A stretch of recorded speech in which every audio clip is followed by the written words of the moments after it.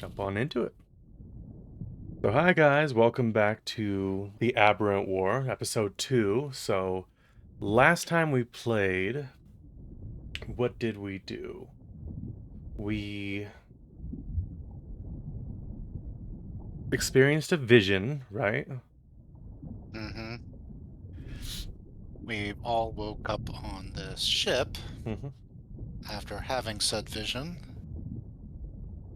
and we were immediately thrust into battle because that's how you start a campaign. All the Had to kill a time. bunch of eye boys.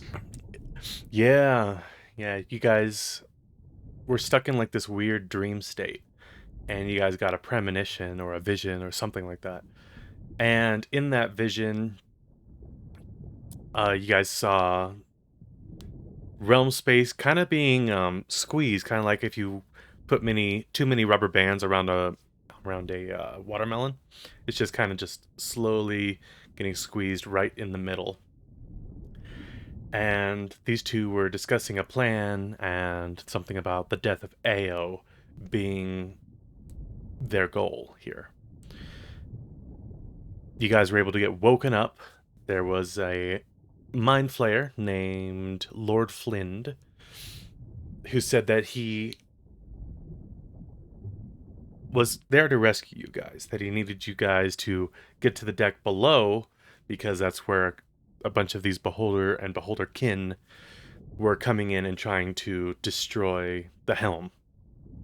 You guys rushed down there, you guys dealt with a few bullshit beholder kin like the Gowth, and then some normal ones like the Spectator, but the biggest, most annoying one was the Beholder, just because it kept blasting all of your allies, the Revenant crewmates that were on the ship.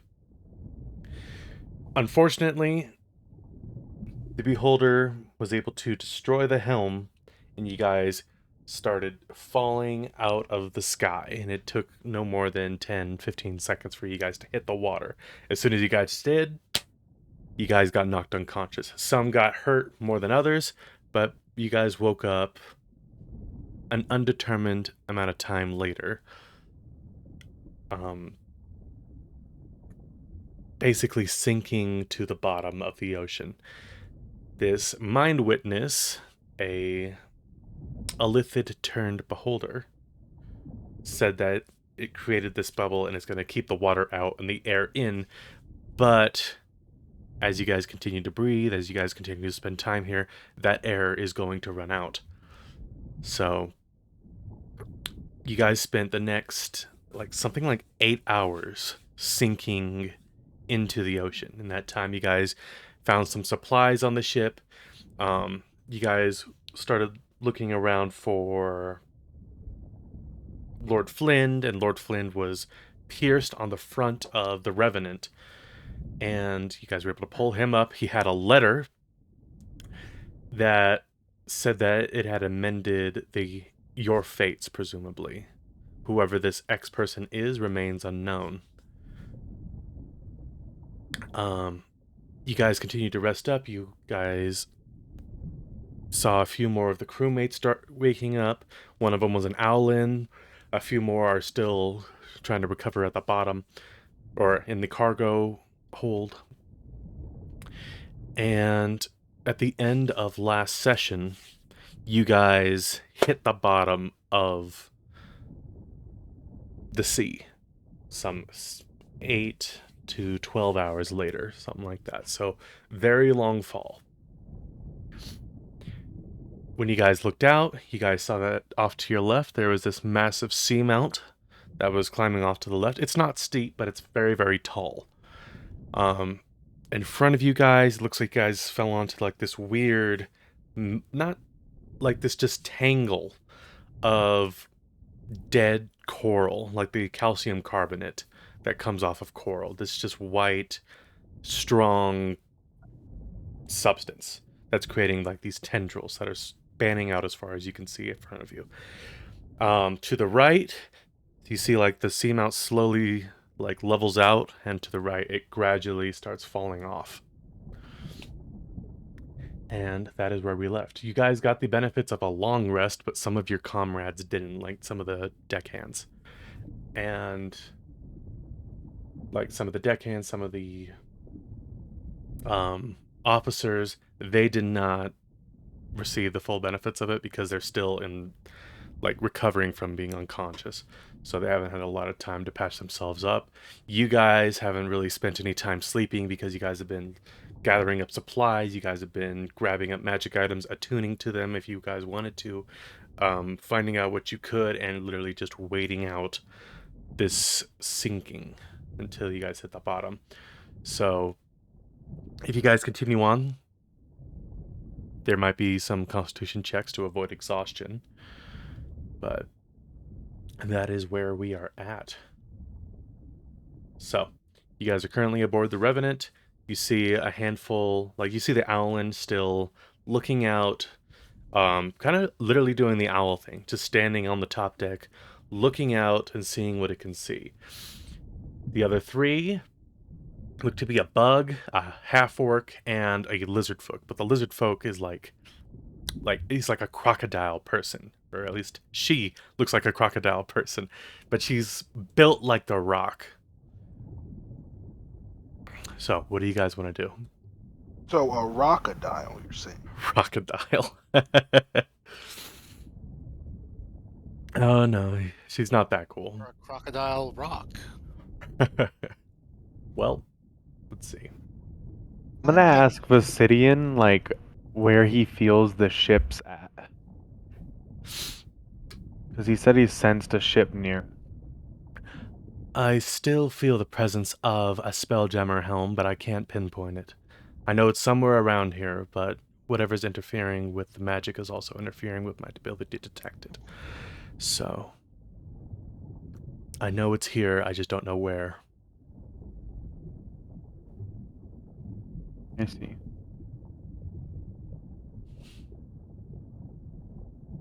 Well, I suppose the only way to really figure this out is to go out there and look for it. There's sea mounts on all sides. Who feels like climbing? I know I don't, but I have the gear. I mean, considering we're underwater and all, I don't think climbing's that much of an issue. Yeah. Yeah, these are just the officers that I'm bringing up. Still exists? It's still a ways up. If I look up from the ship, is there any sign of any civilization? You could roll a perception check. Yeah, I'm gonna try.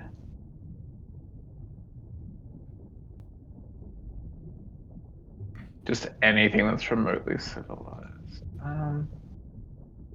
I'll guidance myself only if it applies if I miss something. Let's start the campaign off, the episode off. Well, it's tough to tell, right? Because there's just this. It's almost like looking over a canopy, but instead of it being like branches and wood and stuff like that, it's just these long tendrils of calcium carbonate. So the coral, or what the coral gives off, but this is all dead coral, and these tendrils range between like 6 inches in diameter to about 4 or 5 feet in diameter. They're actually massive. So whatever civilization there would be, probably would be beneath the canopy of this dead coral forest.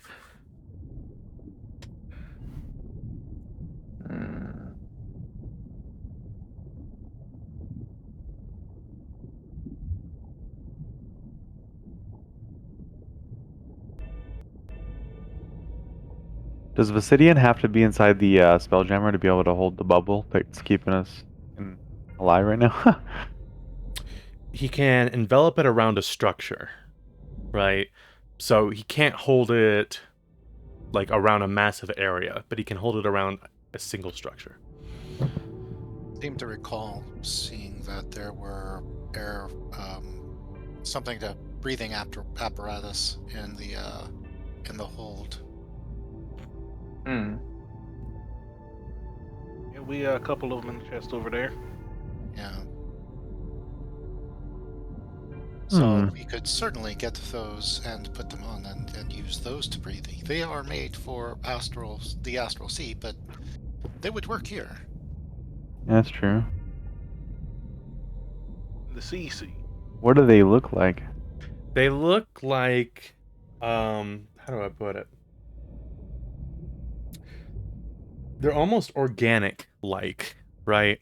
So they have like this like thin, translucent barrier that kind of just wraps around your neck, and it's able to maintain its own mold around your head, but that's basically the shape. The outside of it is kind of tacky to stick to your neck and possibly to your hair if you get too close or whatever. Okay, but what's the possibility the sea pressure crushes us? Absolutely. Yeah. That would be a big problem, is just dealing with sea pressure. Because you guys fell for like... You hippo people, they're used to water or something, ain't they? Yeah, but they're not used to deep sea Some other pressures. science word. We hang out in shallow pools, okay? Yeah. Yeah, relatively yeah. warm. So if the water pressure is going to crush us, how do we possibly get out of here? You hear Physidian speak up. I can place these bubbles around you, but you can't get more than 60 feet from me. Okay, So we can explore within a 60-foot radius, basically. From me, yes. Yeah, but you kind of have to stay here unless, and Ranger will point to the other crewmates. We're not the only ones that would need that assistance if we decided to trek out. How many people can you do it on? I can do it to as many people as I can. It's just a matter of air that's going to be the problem. How much? Oh, that's a good point. So, how long do we have? I don't know. Well, I'll have a while. I'm a turtle, so I don't really need that much air. But I imagine the moment that we leave the ship, the air bubble surrounding it will actually go into the atmosphere, into the water, that is, and it would just be the air surrounding us. So the moment we leave, we'll be on borrowed time. You're on borrowed time right now. True, point. but scale. We have maybe a day here. We'd have hours out there. Borrowed time with interest. Indeed. so let's just devise a plan and then push for it, because that's the only way we can do this at this point. He's gonna have to stay on one side of the boat, and we're gonna have to go to that one side of the boat so we can get the maximum amount of distance, so we can look as far as possible. Right, so a little bit of exploration before we choose a direction to go in. That sounds advisable. That sounds good. How do you all cope in the dark? Fine. I mean, I have light. I'll be okay. I'm terrified. I still wave my bed. But you know that, Aberrant. So I will be sticking close to you because I know what you're able to do. I mean, I can give you the gift if you want. Absolutely. Do the rest of you want it? Yes, please. Sure. No insight, nothing. Sure. Nope. Accept you at your word. Yeah. I can think of the iron I'm star. the only other person with dark vision, so I don't actually need it. Yup. Yeah, and I can probably tell you don't need it either because you're an elf. Ravis, for some reason I can't get my token on the board. Oh, give me a second. I'll put you on there. Okay. Deleted you. Okay. Alright, I'm gonna walk around to everyone except Iron Star and pretty much just pass my hand over their face, and everyone's eyes will glow blue. And you now have 300 feet of dark vision, which I will apply. Damn. Thank you, Magic Man. That's actually pretty badass. How long does that last? An hour. I I'll like double your check. special eyes, Magic Man. And to help us communicate, I do have the ability to establish telepathic connections between each of us. Well, not each of us. The ones Only that to a count, certain right? number of people. I But mean, we isn't the can. big guy already doing that for us? I don't know. Would you be doing that for us? Are you talking to? What was the question? I was going to do a psychic link between as many people as I wanted to, but then it was. I can link up to 8 others. Well, you just make me feel a little bit less of something. So yes, we'll use your ability to do that. It won't be enough for everybody, especially our crewmates. I mean, do we Right. need them? Actually, Let's be real. they are functioning under different rules, by the way. I Which mean, we will get to later. realistically, if people are going in groups, we'd only need one person per group being associated with it.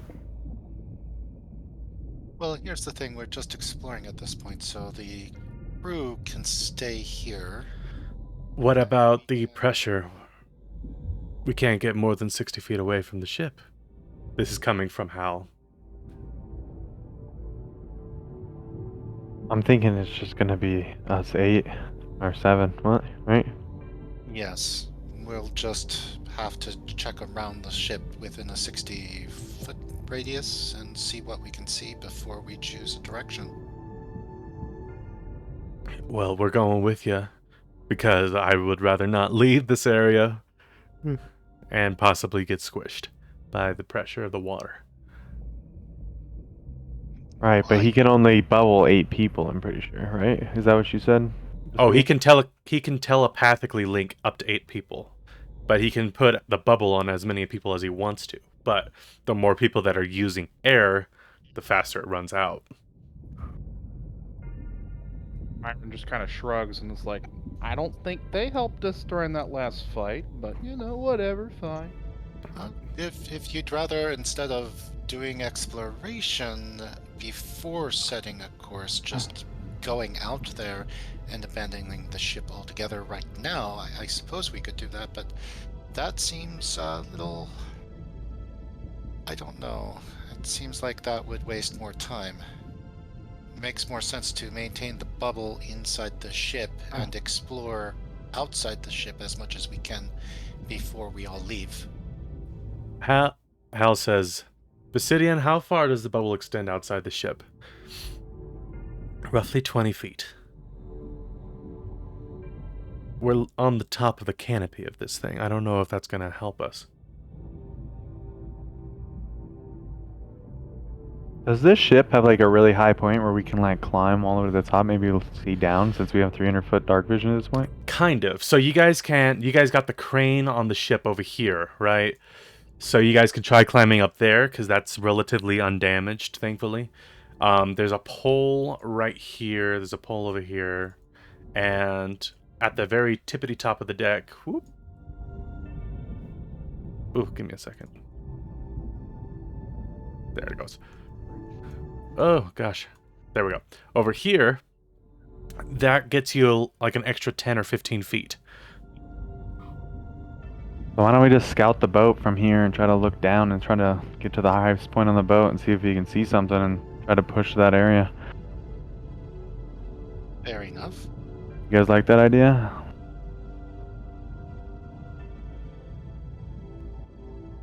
Trying to... I mean, it's better than nothing. Sure. Okay. Who wants to climb? Who's the best at climbing? He'll look at like some of the NPCs too, because they look like they can climb, especially Ikna. Can he climb? Ikna can attempt to climb. She's still a good climber, right? She's like, I could climb, but I'm not all that balanced on a beam.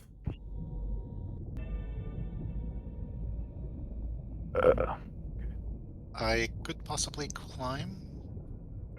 I have gear. I like that idea. I mean, if we're getting up somewhere on the ship, I could do it, but I don't think I'd be able to see that far. I think he just gave us 300-foot dark vision. So we should be Yeah, able to see pretty Everyone decent. except me currently. yeah.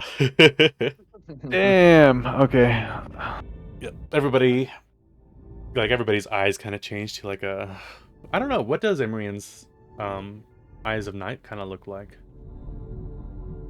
Well, I think we discussed it's a light blue kind of. Light right? blue. Yeah.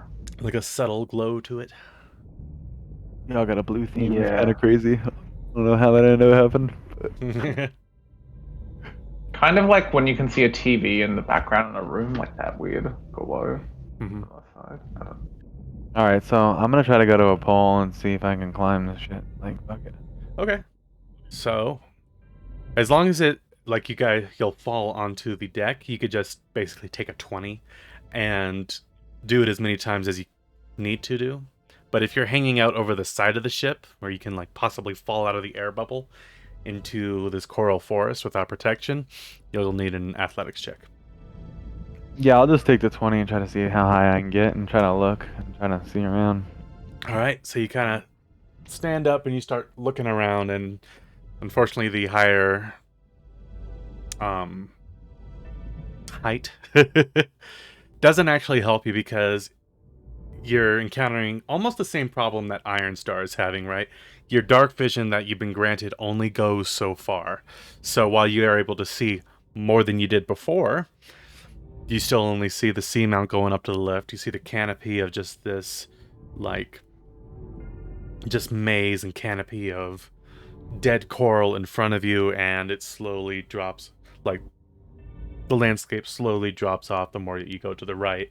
It's actually not all that beneficial because it's kind of like, how do I put it? It's kind of like being on top of a pancake. Like, you could try to look down and you could try to stab holes into it from the little spaces that you have, but you won't be able to see too much unless you actually go under and take a look around. Roll me a perception check. Okay. Are the pancakes blueberry?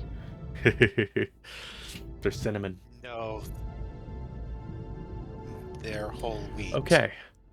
Oh, You- gross. So this only happened like when you guys hit. That only happened maybe 20 minutes ago. You guys know that some of this large dead coral hit the underside of your ship. So you guys are, well, the ship is currently pinned to this coral. So you're thinking that maybe a decent way to get down is for these pierced bottom, like in the bilge over here. But as for seeing anything, it's tough to tell. Tough to tell. Okay, got you. So you're saying we should go to the bottom of the boat and try to look underneath it and see how it looks down there. It is an option. It's completely up to you if you want to do that or not. Quick question. Do these giant crossbows have ammo? Yeah, the ballistas, they don't have a whole lot of ammo. How would I put it? They got maybe 20 rounds, which for you guys would double as spears. That's good enough. Hey, Kree, if looking around is the thing that's going to be proving us difficult, I think I thought of a solution we could use. And Ranger will go over here and load up one of these ballistas and be like, think you can do your fancy little light thing on one of these spears? Yeah, I'll put a light on it. Okay. And then light one of the bolts and then just blind fire it in a random direction and see what it illuminates on its way through.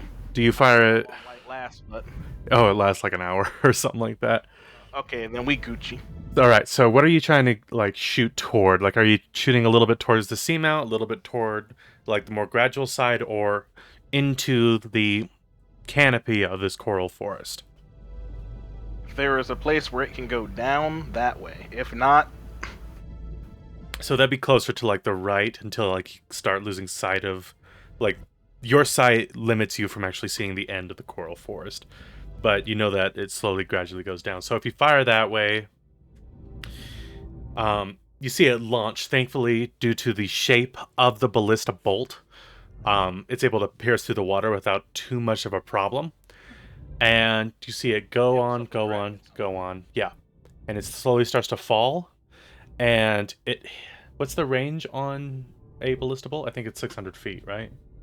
Oh, I don't know. I just saw giant crossbows, and I was like, I can shoot something with light on it. I'll check it. Give me a second. Because I'm pretty sure it's 600 feet, but 480 feet. Okay. So, you fire it, and it continues to drop off until you see that it hits the top of more of the canopy.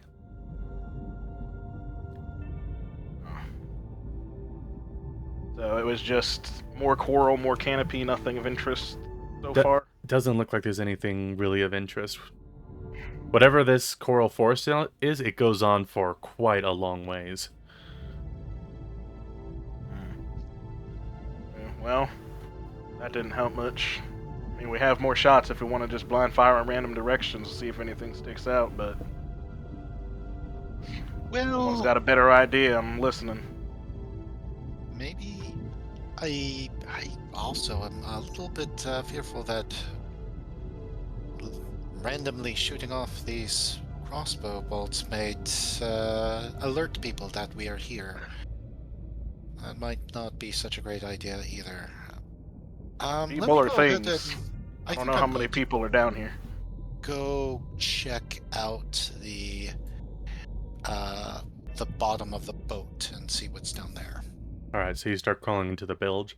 So, inside the bilge, it looks like maybe 7 or 8 of the ends of the coral have pierced into the bottom of the bilge. The bilge itself, whatever liquid was down here, it's long since drained out since you guys have been discussing what to do. So, give me a second. Gotta find something here. Yeah.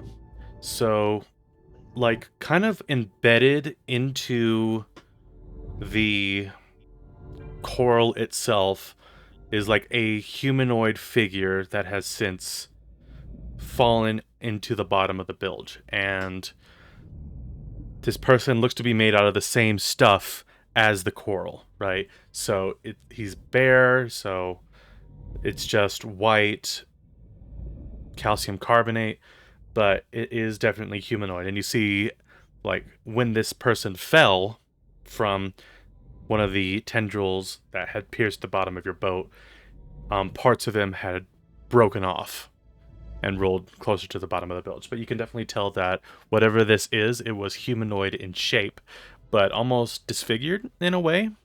Like, one leg being longer than another, one arm being a lot thicker than the other. Very interesting. Mr. September will examine it and see what species it is. If it is an underwater species like merman or sea elf, or if it is actually some air-breathing species. All right, roll me a nature check.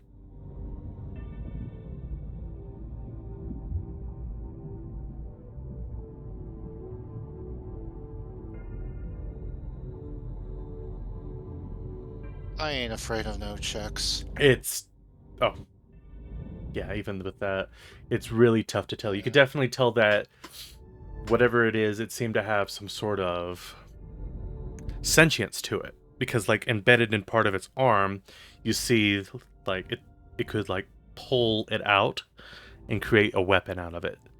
So, whatever it is, it has the capability to use tools, but whatever other information you can glean from that, that's as far as it goes. You don't know, like, what species these things are. You don't know if these creatures tend to be friendly or not. It's just... There's not enough information here to actually tell you a whole lot. But you know that whatever this thing is, it has the capability of using tools. Okay, what type of weapon does it have? It has a calcium carbonate, like, sharpened dagger-like weapon. Okay, because if it was like a maul or something of that nature, that would suggest air, because you can't swing in water. You can thrust in water, you can't swing. Mm-hmm. So yes, Is I there guess any holes in the bilge big enough to see under? Let me check.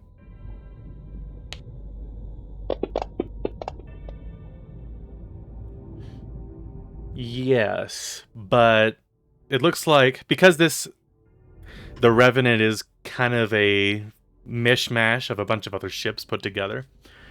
It looks like one of the not necessarily boards, but like these plates of metal kind of got pushed up from the dead coral here. So that has been thrust upward, but the size of the whole some of your like larger some of the larger creatures in your group wouldn't be able to fit, like Ikna and Kree, but somebody like September or Iron Star, those two would have a pretty solid like squeeze ahead of them, but they could definitely attempt to fit. I'll here's just what put my I head through and perceive. All right, you kind of stick your head through. You're not seeing any light, but your dark vision helps you out with that. You see that there is more sea floor. You see that there's more like coral, like dead coral pieces that have since broken off and fallen onto the sea floor, but you're not seeing anything below you. Looks underwater. If that makes sense. What was the question? So it'd be hard to tell how far the air bubble goes out, if that makes sense. From where you are at, looks to be going out about an extra 15, 20 feet, somewhere in the middle. So And that doesn't hit the seafloor, or it does? it does not. It looks like you are about maybe 25 to 30 feet up. may I pose a hypothesis. This coral man here suggests that he was living and something horrible happened to him. Seeing as he was a part of the coral forest, perhaps he came from the ship we're looking for, and the ship we're looking for is in that coral forest. That's just a thought, though. As in, you think he evolved? No, I think that he and his ship was somehow overtaken and infected with this coral. And maybe we could find the ship in the center of that coral forest. Mm.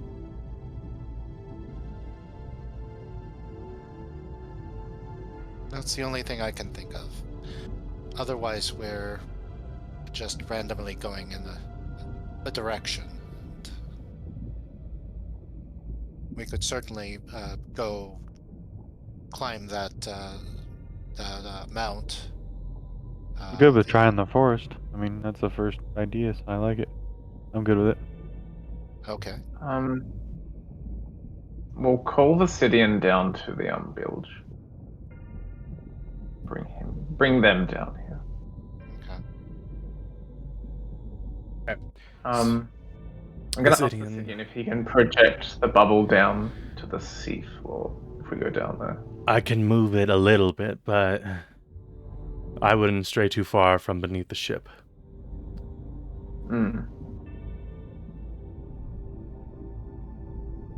I think it'll do for reconnaissance at least. Well, we just need somebody to go down there. Well, everybody, you guys hear in your minds, they're going to attempt to climb to the surface, so not the surface, the seafloor. Everybody get to the cargo hold. The top deck is going to flood for a moment.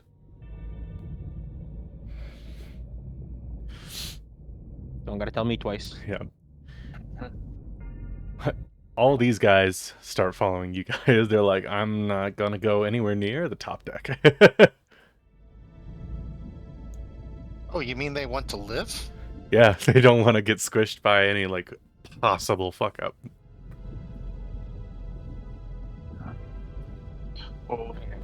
Unless we bend the hull a bit more. Just pointing at the opening. Well, yep, you guys all see it. You see that there's like this bent piece of metal, and there is that coral that is sticking out, and the entrance is not all that big. So for our GIF and for our turtle man, getting through that, you guys would need to make the hole wider somehow, or just let somebody else take the lead on that. Well, Plan's just to go down and take a look on the bottom. right, and Yeah, we you- have you bet. somebody who's small enough to go. Iron Fist, I believe your name is. Why don't you go? I hated that show. I can get back up if things get hairy. Yes, of If course. the air is down to the bottom, then said the bottom is what, like 30, It's- 40 feet down? It's about, what did I say, 25, 30 feet down. So with him moving the bubble, the top deck where like all the ballista and all that shit is, that's currently covered in water just to move the bubble down a little bit. So you have maybe, let's see, it's 20 feet each, and then you have maybe about a 40-foot diameter, like, elongated bubble that you can explore around. Alright. I will look out the little hole that everyone's gathered around to peek out the bottom, and then just touch my index and middle finger to my forehead and be like, I'll be back. And then I'll just blink down. All right. Well, you see the bug man, because he's so goddamn thin, just starts climbing down. And then when I get to the bottom, I'm gonna do a little bit of divine sense just to see if anything pops up. If there's any undead, celestials, fiends, any baddies within 60 feet. There I try to are just walk around on the bottom. no celestials, fiends, or undead within 60 feet. Alright, cool. So no zombie coral men.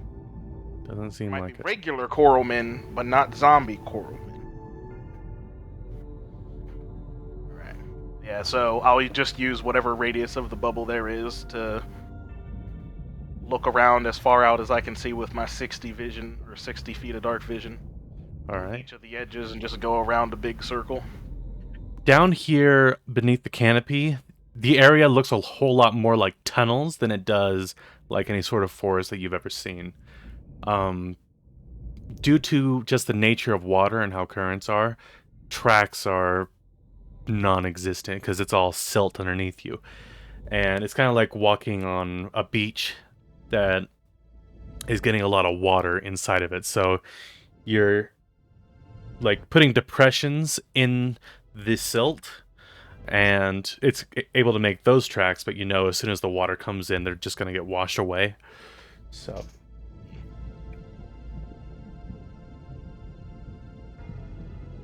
But I don't see any ships. you are not seeing any ships, just a lot of tunnels.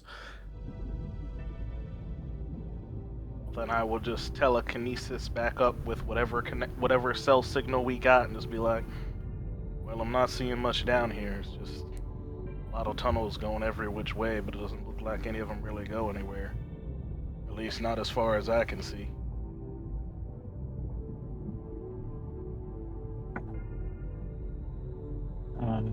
If there's tunnels, there might be air pockets. This is true. It's a stretch, though. You guys see the Well. bug come back up? I'm not seeing anything either. A stretch is better than just staying here.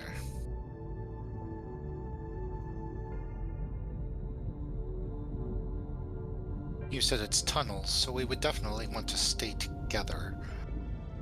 Make sure that we don't split apart too much. Get lost.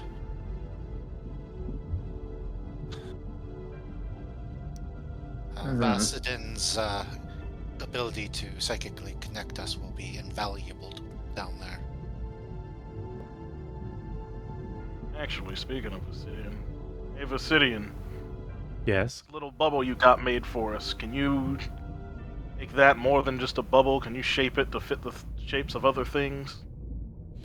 I can shape it to fix a structure, and I can also create a small radius without a structure, but I can't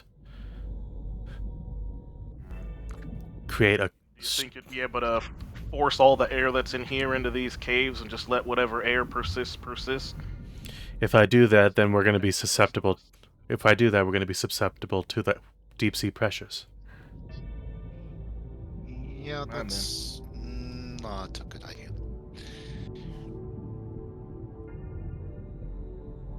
Well, I mean, it's either this way or climbing up, so pick your poison. I think we're gonna have to climb up. September points at the coral man. I think climbing up is not the best idea, but if I'm outvoted, I'm outvoted.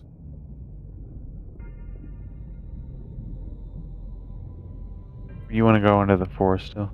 Maybe that's how you move. What do you want to? What's your plan? What do you want to do?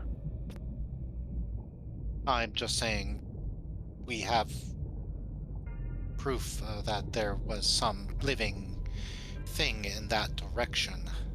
It's the best proof we have of a possible direction that ship is. I totally agree. I'm just asking, like, what's your plan? What do you want to do? I guess we just need to go through the forest. Um, I mean, the one other thing we could do to make sure that's the right way of going is to simply go up the mount and across the mountain, look down on the forest, but I don't know. I don't know if we'd be able to see much from there. I am Starfist. I just look at September confused. Is there any way you can test the pressure down there? Not yourself, though. How about we have one of these lovely crew members go out and check for us? What? I think that's a horrible idea. I think it's Why do What you does- keep trying to murder the What crew does members? pressure do to a specific part of the body that doesn't encapsulate much air? You might lose the arm or something, because it's all the pressure coming down on a single spot. So, like, if you put your hand through a bubble or whatever, there's a good chance that it might crush your hand, right? It's like being in a machine. Mr. September picks out a apple from his rations and tosses it. Does somebody want to put that in the water and see what happens to it? Alright. Sure. At work? I mean, you're pretty smart, September. I trust you. Well, I mean, if there's a second civilization down here or something, maybe it's not crazy in pressure as we think. Well, apples float. They float because they have air in it. If the pressure is so great that it crushes the apple, then obviously we should not actually go into the water. Vasidian, I trust his judgment, but if you don't, that's one way of testing.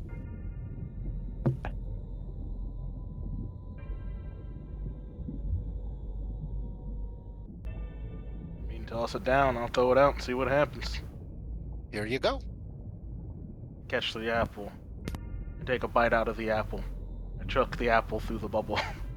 Okay, so you throw the apple through the bubble, and normally if you just see it sink, you won't see that much of a difference when it comes to like spherical objects. But because you're going from one atmosphere to God knows how many, you see the thing, because of this new creation that you did after breaking out the bite in the apple, you see it split, and you see a bunch of like air bubbles start floating up, right? But the apple kind of starts getting torn apart in places, more like just splitting, and you see it slowly rising until all the air is forced out, and then it just starts falling. Yeah, the apple's fucked.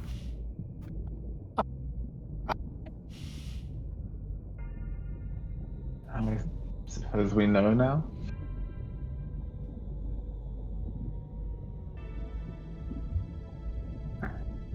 So what direction is the coral forest on from the boat?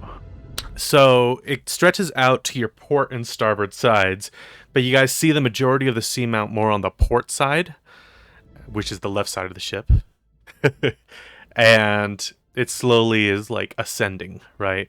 And then right where you guys are at, it looks like you guys, if we use like a regular mountain, you guys are kind of on the foothills, but these foothills are just not even really hills, they're just a gradual, slow decline. There is the last option. Is everyone up and mobile? Kind of like looking around at the crew and The crew are like, we could use some more time. Of course you could.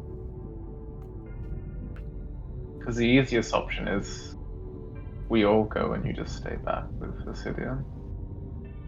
Yeah. Are the pictured people the only people left of the crew, or are there unnamed people also on the crew? The pictured people are the only ones who are left. Okay. Well, Because if you guys leave, Visidian won't be able to maintain the air bubble here. Which means that we'll die. So we're not going to do that, we're going with you. Yeah. Myron kind of grabs his gun and just says, I don't know about that, buddy. When do we roll for initiative? Ranger will wow, link guys, back really? up onto the ship with everyone. We're not good people. And, well, time isn't. We ain't got much in the ways of time. Time's ticking the longer we stay here, so the sooner we get mobile, the better.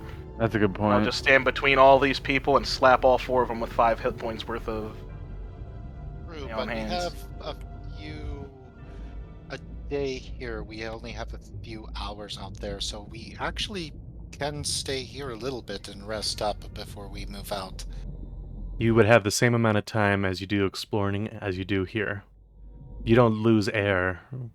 It's just distributed amongst you as it has been. Oh, okay. I I was under the impression that the bubble would get smaller. It would, but it would just be wrapping around everybody else, and I'd be maintaining the air bubble. Okay. Well, if you say it would be the same amount of air, it will be the same amount of air. Either way. Well, I think you three, is there 3 of them? There are 4 of them. There's Well, a I slapped lizard. them all with 5 hit points. Yep, got it all accounted for. You 4 should keep Visidian safe, and we'll handle everything else. Yeah, sadly I have to tick it one at a time because of the way I have it set up. Oh, Wait, I I'm have able it to track my charges, but there's no like click to use multiple I see. unless I can like right click or something. So, like I have to click each little dot. We could take 2 of them and then I'll leave 2 back for Visidian if you guys want to.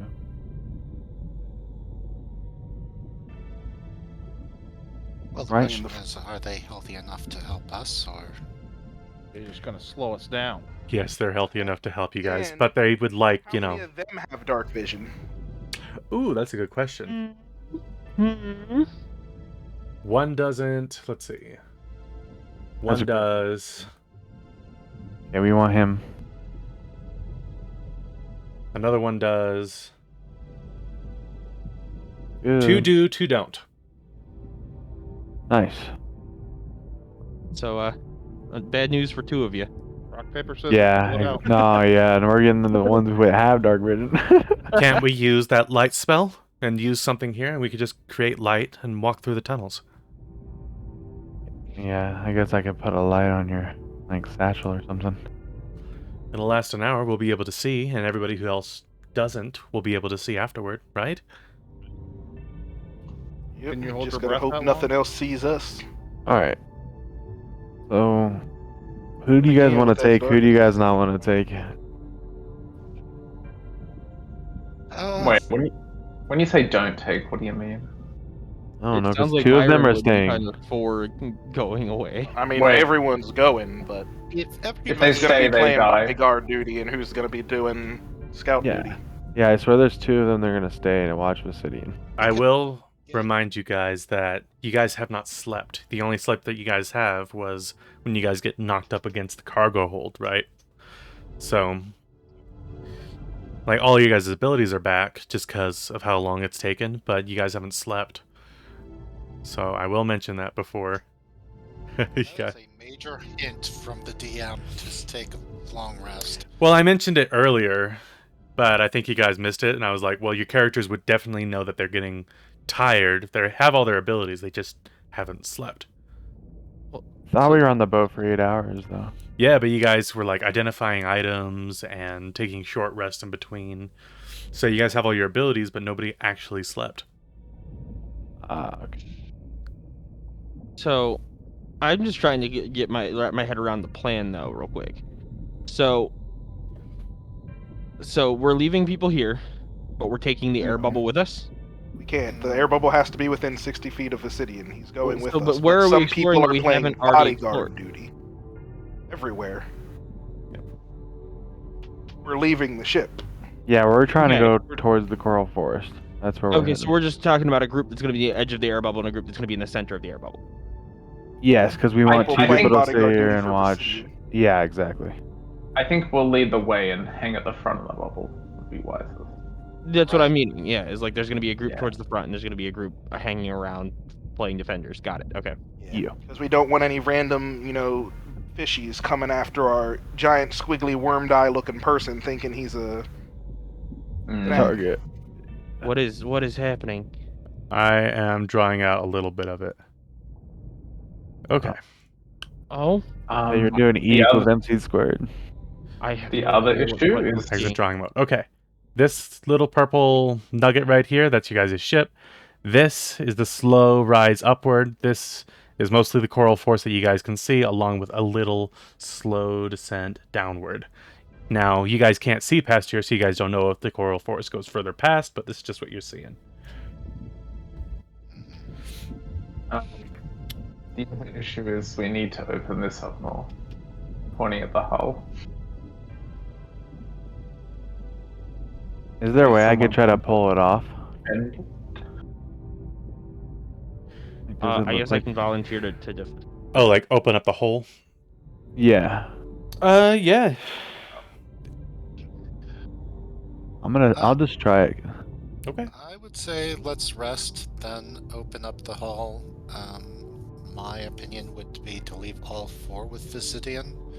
They're going to be within 60 feet of us, so if something happens to us, we want them to be able to come and back us up. But we also want them out of the fight if we can handle it by ourselves. Does that make sense? So the bubble's going to be 60-foot radius? Yeah. Yes, centered on Vicidian. Got it. Okay. So if you're taken out of that, the bubble goes away and you start getting affected by the deep sea pressures, whatever that might be.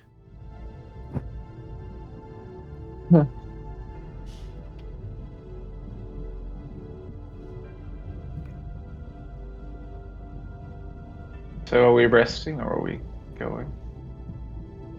I don't know. We have 1 day, right? So it's like a full 24 hours? Or, yeah. That was my guess. As a player, that was my guess. Our DM has not said so. Yep, I have not defined the rules of what the air bubble is, Right. because you guys don't know the rules yet. So you guys don't know how much air you guys have left. Yeah, Well, can maybe we... that's a good idea to ask Vicidian. He doesn't know because he doesn't need to breathe. Doesn't know what us mouth breathers Mm-hmm. need. He's like, I know you need the air, but do you need 2 airs or do you need 5 airs? Yeah, he doesn't need to breathe, doesn't really need to sleep. Doesn't really need to eat, doesn't need water. The only thing he needs to eat is the occasional brain, but even then it's pretty minimal, maybe like once or twice every 3 months. Well, here's the question. Who knows as much about spacefaring and how much air that our spacefaring vessel would need with this number of people? Maybe if you know that, you can extrapolate what we have here. Maybe, but it's not based off of the mass of the structure. It's based off of what he was able to capture, right? Okay, understood.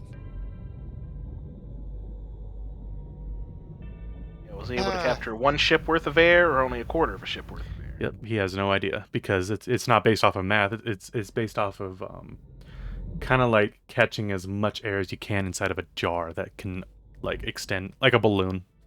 A balloon is a better example. He doesn't know how big the balloon is and how fast that air is turning into CO2, right? He just knows that eventually it will. So yeah, that's my point. I don't know if we could do a long rest because we might run out of air in the middle, That's my point. If we really need a long rest, I can put that magical dome up again later. As a backup. Is that free air? No, but it's Damn. safety, at least. Safety's good.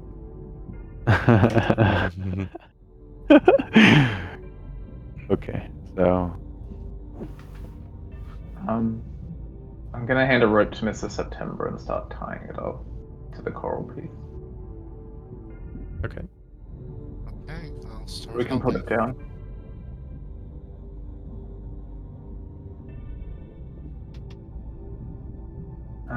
One of you might want to wrench this open too. yeah, I was gonna try that. So I'll try to break the hole big and make it bigger, Travis.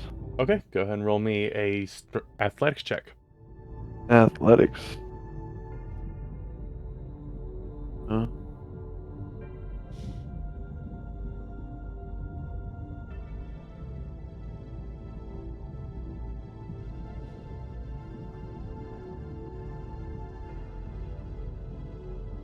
Me too.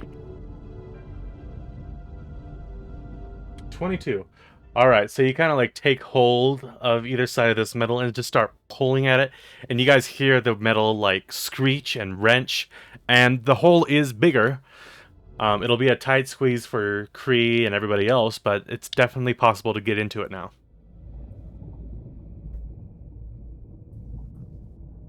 All right. Well, Thanks, bud. yeah. Tried.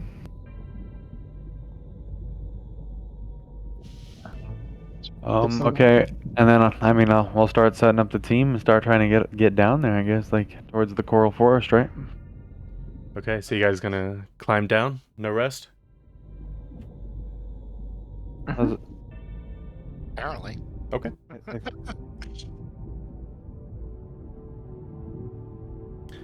Actually, let me go ahead and make sure that I'm not misunderstanding everybody. I'll put it to a vote here.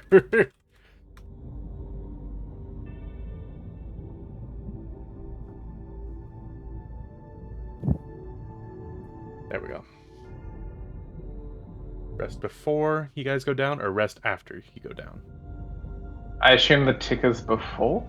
Yeah, before is the check mark, and after is the X. Got you.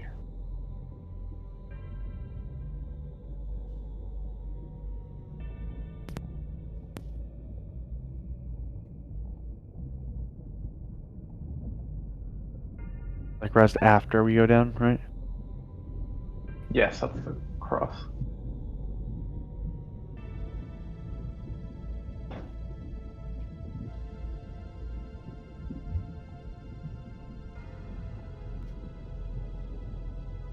Okay.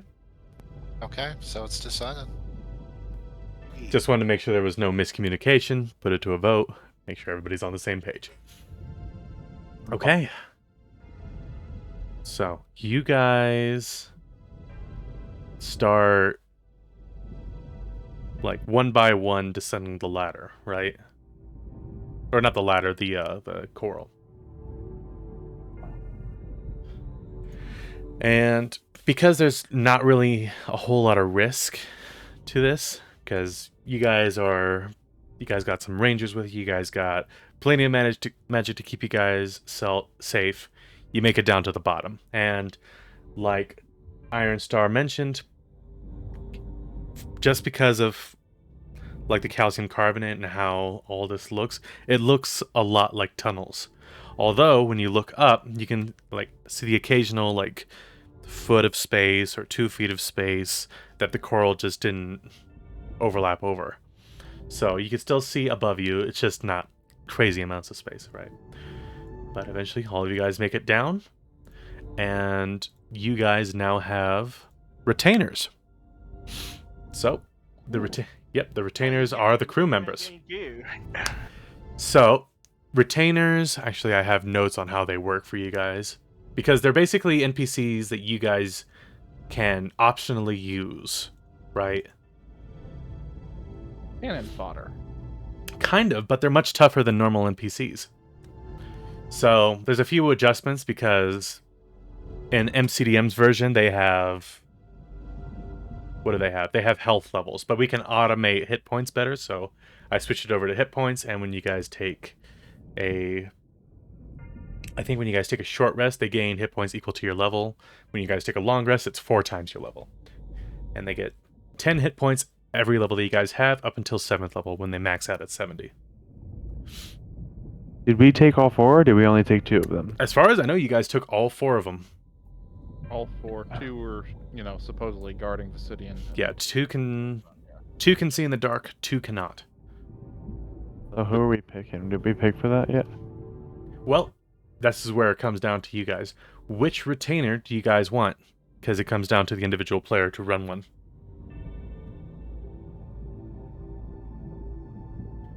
Because Ikna, just based off of her picture, she's like this big, brutish, like, creature, right?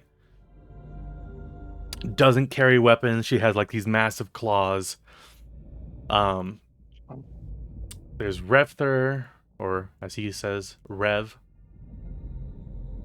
He's more of like a warrior type, carries a sword, wears some armor. We've got Hal. He wears some pretty light armor. He's got like a white eye, but he doesn't really have a whole lot in the way of weapons. But he did say that he was the navigator and medical officer of the Revenant when it was, flying around. And then we have Catalyst, the Bugman, and he carries a strange looking like spear thing, and it looks like he seems to be pretty nimble, pretty easy, pretty light on his feet, and can hide in a lot of places. Which are the 2 that can see in the dark? The 2 that can see in the dark are Revther and Hallison. So the owl and the half-orc. What? Well, the owl should definitely stay with the eye man. Mm-hmm. The eye man, if he gets hurt, would need a medical officer.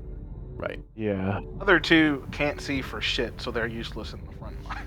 Yeah, unless they have light, in which case they become way more useful. That's another thing with retainers, is that they're super useful. I'll take Hal. On the order thing? Just so it makes more sense. Well, Rev looks like a more of a combatant type of character. What position does Rev have in the on the ship? So Rev is just a deckhand. Just a deckhand. Yeah, but he's a trained deckhand. So it's under the same rules all the other retainers. I think they have 50 hit points.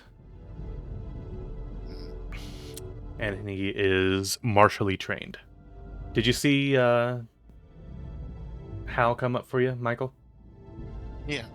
Yes, sir. All right. So in order to access him, I think all you have to do is in the combat tracker, you just click on his little picture, and he'll pop back up again.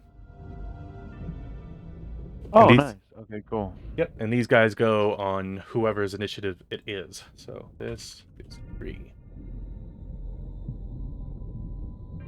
So the way that I think it works is if you make an attack and you hit, your retainer can make an attack. Or if you don't make an attack at all, you can have your retainer attack for you.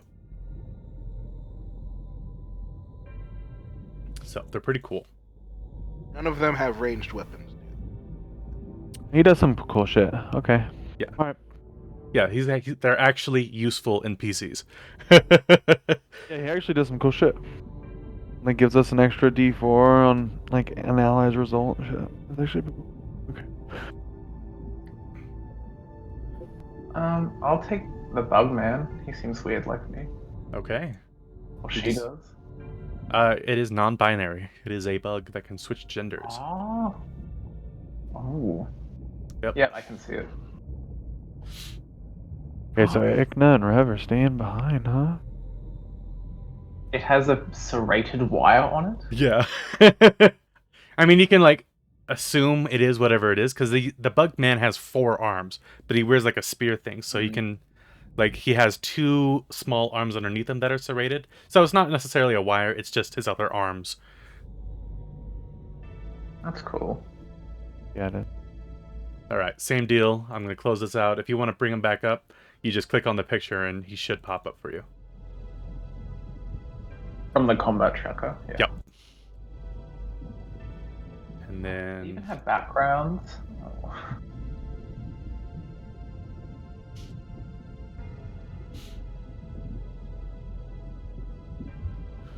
right.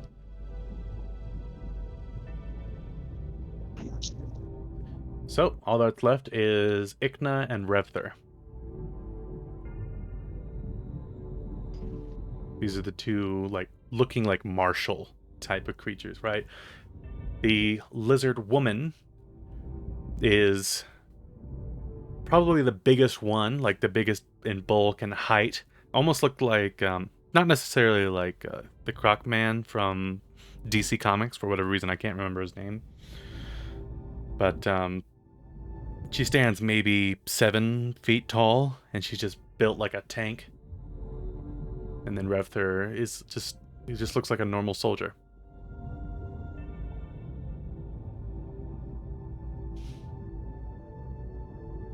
Either of them have ranged weapons? Do either of them have ranged weapons?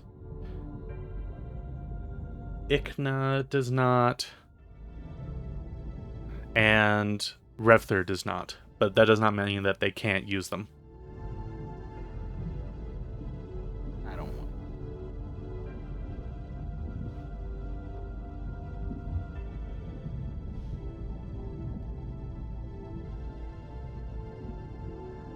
Someone else can take them.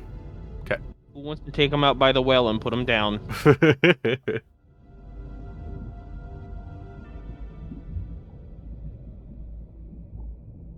We can have like a go on get moment.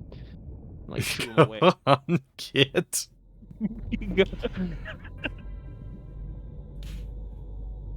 All right. Well, I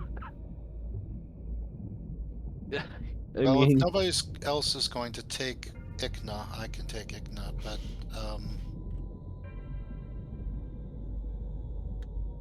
but if somebody else would prefer Ikna, then go have at. I'm not going to. Don't want to be greedy. let's not all jump at once. Right. Right. Myron says, please be greedy. All right, I'll drop him on you, okay? Well, I guess Ikna can come with me. She looks rather big and intimidating, and I feel sort of afraid. But I would not mind having somebody I'm afraid of strike the fear in somebody else. So, yeah, I suppose Ikna could follow me. If she Alright, doesn't so now the remaining 3 of us have to roll to see who has to get. Whoever gets the lowest gets stuck with them. Whoever rolls the lowest. We don't like Rev. He's just too normal. Everybody else looks like animals. Oh, this is a really close battle so far. Wow. Oh shit. Hey, God, Myron, we're all brief rolling sigh of low. relief. don't get too comfortable. Like he's hanging out with both of us. You know how this works. You're gonna take care of him. You're feeding You're him. gonna have to feed him. You're cleaning up after him. All right. I'm Did gonna you? go out and get a pack of smokes? He's sleeping at the foot of your bed. We both sleep in the same bed. What do you mean? Oh, All right. wait, what? We haven't discussed this. That's our private life, okay? All right. Did you see the stack block come up Tech. Yes, I did. Cool. Yeah, they're not bad. They're not as powerful as you guys, but they can still do some cool shit. Okay. We're gonna go through this hole. Kind of hard for me to get through. So is this gonna be a check for me to get through or no? No, Oh, as we already went through it. yeah, you Oh, guys already went through it. I was just assigning these retainers because, well, they're pretty cool, and I'm pretty sure you guys are gonna get a lot of use out of them. And it beats me trying to. Wait a minute, I don't like the Keep way you them said on. You know. All right, so you guys are currently at the bottom. You see Vicidian come down, and the bubble goes away as bubbles start to form around you, and they stand like there's like an inch of space between you and the like bubble itself, right? And then there's water afterwards. So it's standing no more than like a finger's depth away from you. But it's not moving a whole lot unless you move a whole lot. And you can see pretty clearly. And when you look over to Vicidian, you see that he's got like a pretty massive air bubble around him. And there's like these tendrils that are reaching out toward each of you that are providing the air.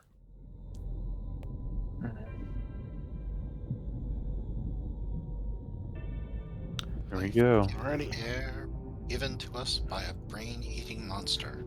Yeah. I feel sort of uncomfortable about the situation. I don't know what about it is that just makes my skin crawl. I don't know what it is either.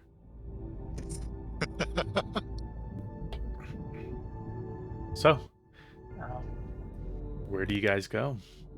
From where you guys are at, you guys have 3 directions you guys can go.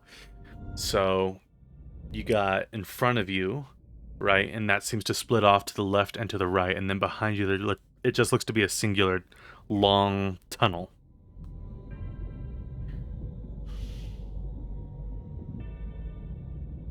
Which direction is the ship? Above you. Oh, Vicidian. So, Vicidian still does not know. He still can't pinpoint it, right? There's too much... Like, whatever is blocking... Like, any magical sight in here is blocking his ability to see where this ship is. So, he just feels that it's here, doesn't know where, and that can be... God knows how far. Oh, pick your Well, favorite who has hole. a coin to flip? We can flip it and see if we go backwards or forwards. And then we can flip it again if we go forwards to go left or right. I would just go.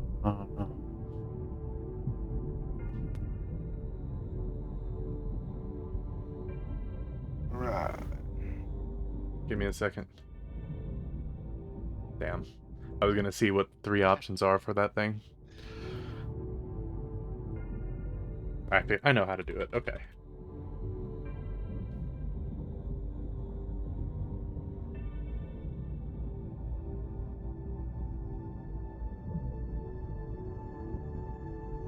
Okay, Go for backwards. Flip the coin. All right. I'm a cowboy. I obviously have a gold coin. I just keep in my pocket and keep flicking and flipping all the time. So it's like, Yeah, that's the one that makes you the cool one. There you go. Alright, so you guys are going backward, huh? heck it is. Well, quote unquote backward. It's kind of tough to tell what is the right direction to go. Okay, so you guys start traveling. And as you guys start walking, like that little inch of space that's separating the air from the water also extends down to your feet.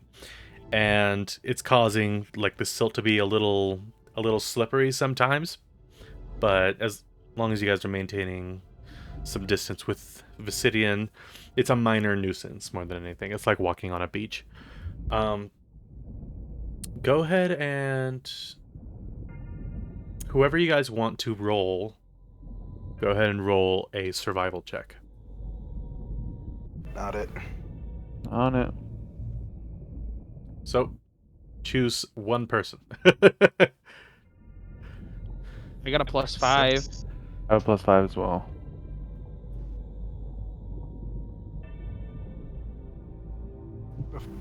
You can Both roll it. and we take the average. Nah, you could just roll it. All good. Good. Okay. 23. Hey. Ooh. I'm glad I said that. Okay, so you're kind of looking around and you see small patches of living coral inside these tunnels. They're not like bioluminescent or anything like that. You just see like it's these long, dead, white coral, like not even spirals, just columns, right? And there's the occasional small patch over there, small patch over here. It looks like something picked this area clean, right? These things just didn't die off because you can definitely tell like there's traces through some of these coral that don't look natural. Like something came up and ate the living coral off of this massive coral forest.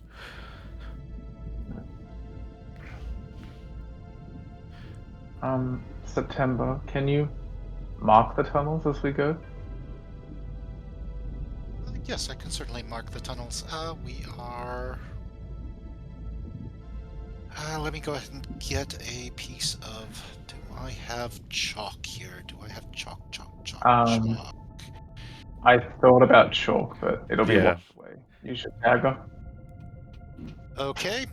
He pulls out a hammer and hits the coral to make sort of a broken section that looks distinctly in like an X pattern, so it's clear that we've been this way. Okay. So you guys, not necessarily slowing down, but you're just marking your path back to the ship. And well, you guys start walking and walking, and you guys start coming up on like the hour mark. And with that 23 survival, you guys start to see that there are steps in the sand coming down from one of these tunnels. Have not been washed away.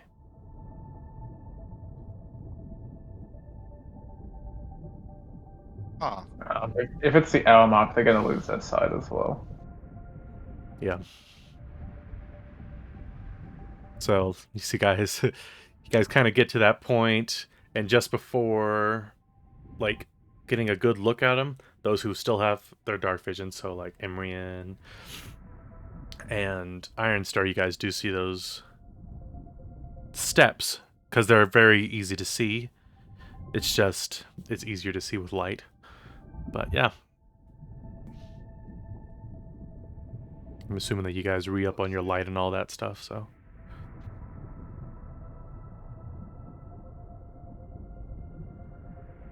So the dark vision goes away, and we have to use light.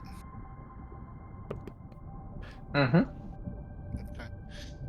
I'll pull out my psi crystal and make it glow. okay, it glows like a torch, right? Yeah, I think so. Yeah. Yep, it gives off a pale red glow. And yeah, you guys can see just because of these steps that, and from the light, the shadows of the steps, the feet, the tracks themselves don't look human-like.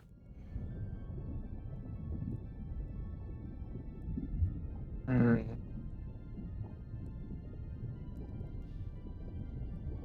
Do you have a shape that you could draw for us? Like, what does it look like? It almost looks. How do I? I'm trying to think of a pretty easy to like describe shape here. Not necessarily a circle, but like a circle that's had like a bunch of pieces taken out of it, and how do I put it? It's like taking the bottom of a tree branch and sticking it in the sand. But it's a very large tree branch, like a log, that has been pitted in the bottom of it. So it's not an even footstep.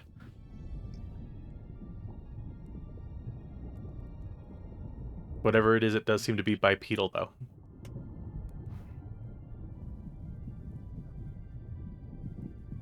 Okay. It looks like we might get some company. Well, hopefully that's a good thing. Steps look constructed. Stuff. Constructed? More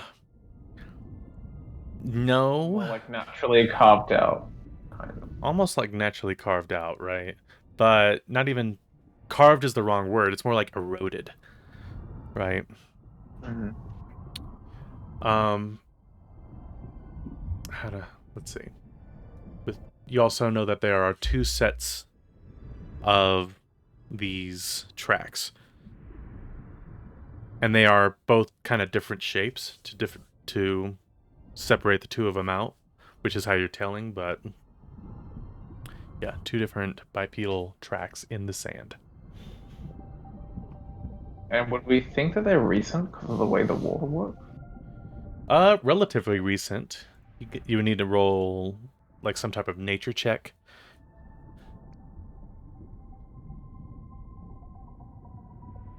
Sure, why not? I'll use guidance too if it applies. Did that not roll anything? Let's go again. There it is. Oh, good. All right. So, oh my gosh, I completely forgot your question. Like, do I think it's recent? Because Oh, right. the water would wash away steps. So, the tunnel off to the left where they seem to be coming from seems to come from the top of the seamount, right? Or starts heading up towards the seamount. And just the higher elevation causes, through these tunnels, a little bit of current. So, it would have washed away maybe after 45 minutes. So, it's less time than that. I'll just tell everyone these are made at least less than an hour ago.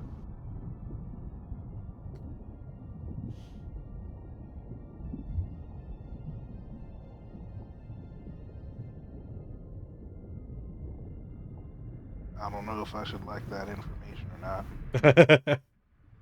Yeah. I would say probably not. Let's go see what happens. You guys start following the tracks? Why not? Okay. Yeah. That's a good idea to me. All right, so you guys It'll start lead us to the ship. following the tracks, and after about 15 minutes of walking, you see that like there's a lot of silt in the water right now. So not enough to like actually cause any sort of blindness, but you just tell like there's been activity here. And then further up ahead, you see like a green figure and a red figure laying in the sand, partially covered by it.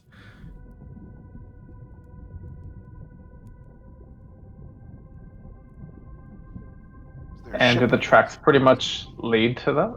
Yeah, they stop there. You kind of like try to look beyond. You're not seeing any tracks over there. You start seeing a little bit of how do I put it? Like more sand silt going off that way, but it's tough to tell whether that was additional movement made that way or it's just the current from the tunnel.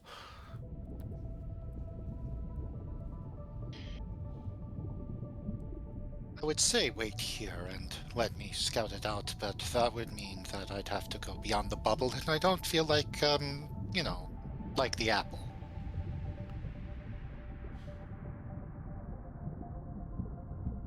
Yeah. Well, we'll get as close as we can. Yes. Okay. Well, Vicidian gets as close as he can to where you can get within range of the bodies if you need to. Okay. We'll be with a steep. I guess I'll sneak up on it, use stealth to get as close as possible without alerting them to my presence. Okay. Go ahead and roll me a stealth.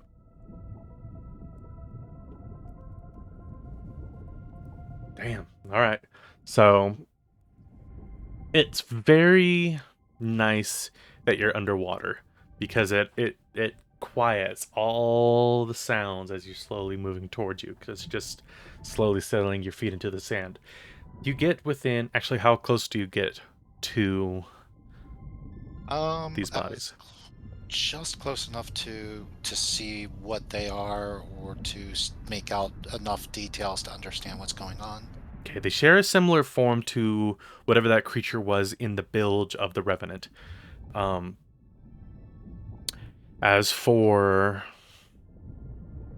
like their bodies themselves, they do have coral on them, but you see that like there are more of those lines, but they're bigger now. Like they're not like the lines that you guys saw on the patches of the coral when you guys were exploring. These are like maybe 6 to 8 inch just swaths where the coral has been pulled off of this person because he is covered in coral. And it is lying in the ground, and it seems like some of the coral is slowly starting to die in patches, and same goes for the other creature.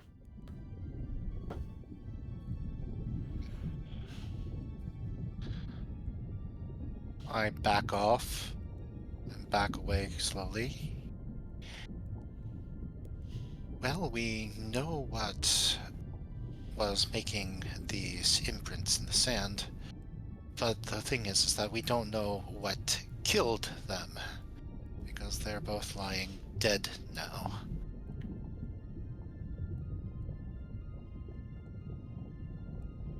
You're sure they're dead? Not just sleeping?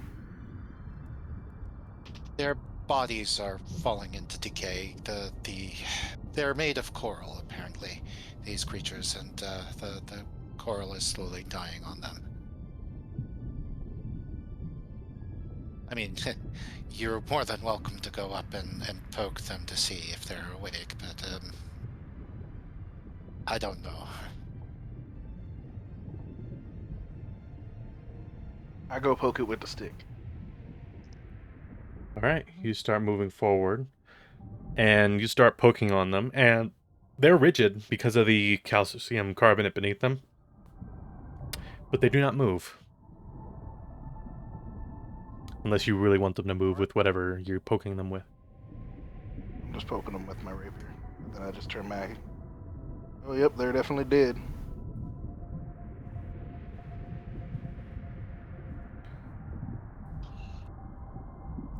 So do we keep going this way, or do we want to turn back and try a different direction? Oh no. Something killed them. Fancy Yes. some wrestling with some underwater critters? These two look a lot like what we found in the bilge. I thought what we found in the bilge was something that has happened to a humanoid creature, like it was cursed in some way. This looks like this is what they are naturally. Which means, at least in my mind, that we're dealing with an underwater species that is being killed off. Want to find out what's killing them? I am very curious. At the same time, I am terrified. Then again, Ikna terrifies me, and she is breathing on my neck right now. She is behind me, isn't she? He looks up, sees Ikna looking down at him. Is it edible? No, I'm not edible, I swear. Not you. And anything's edible if you try hard enough. The coral.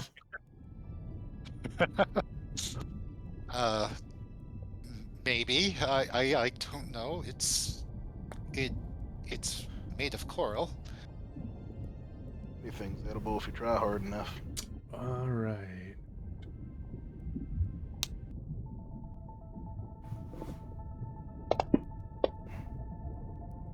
Okay. So, you guys see, because like the canopy of this coral forest is pretty white, and you guys see something come down, and it's big, right? It's maybe 10, 12 feet in length, maybe even a little bit larger. And you see it start to come down on Mr. September, wrap a bunch of tentacles around him, and it starts to swim away. So, as for Mr. Oh, September, excuse me, please. All right. takes 16 points of damage. A little bit from the crushing of the tentacles, a little bit just from poison damage, as this thing has some sort of like mucousy fluid around it. Okay. And we are going to jump into initiative. I'll take care of you. Give me a second.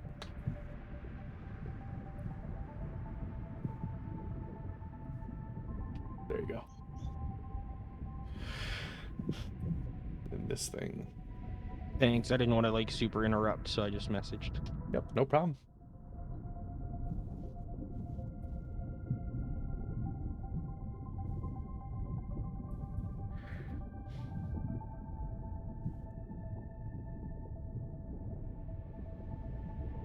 I actually forgot to put a picture on this guy. That's fine. I still have him somewhere. Oh, do I roll for Ikna as well? No, they go in your initiative. Okay.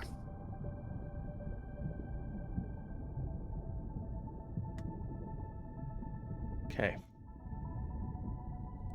Alright, everybody got their initiatives up. Vicidian needs to roll. Give me a second.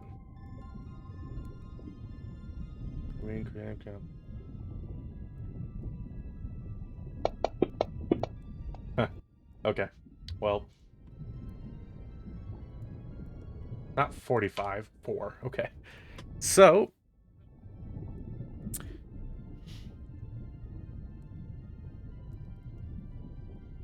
This is what you guys are seeing. And it's just wrapped around Mr. September right now. Okay, so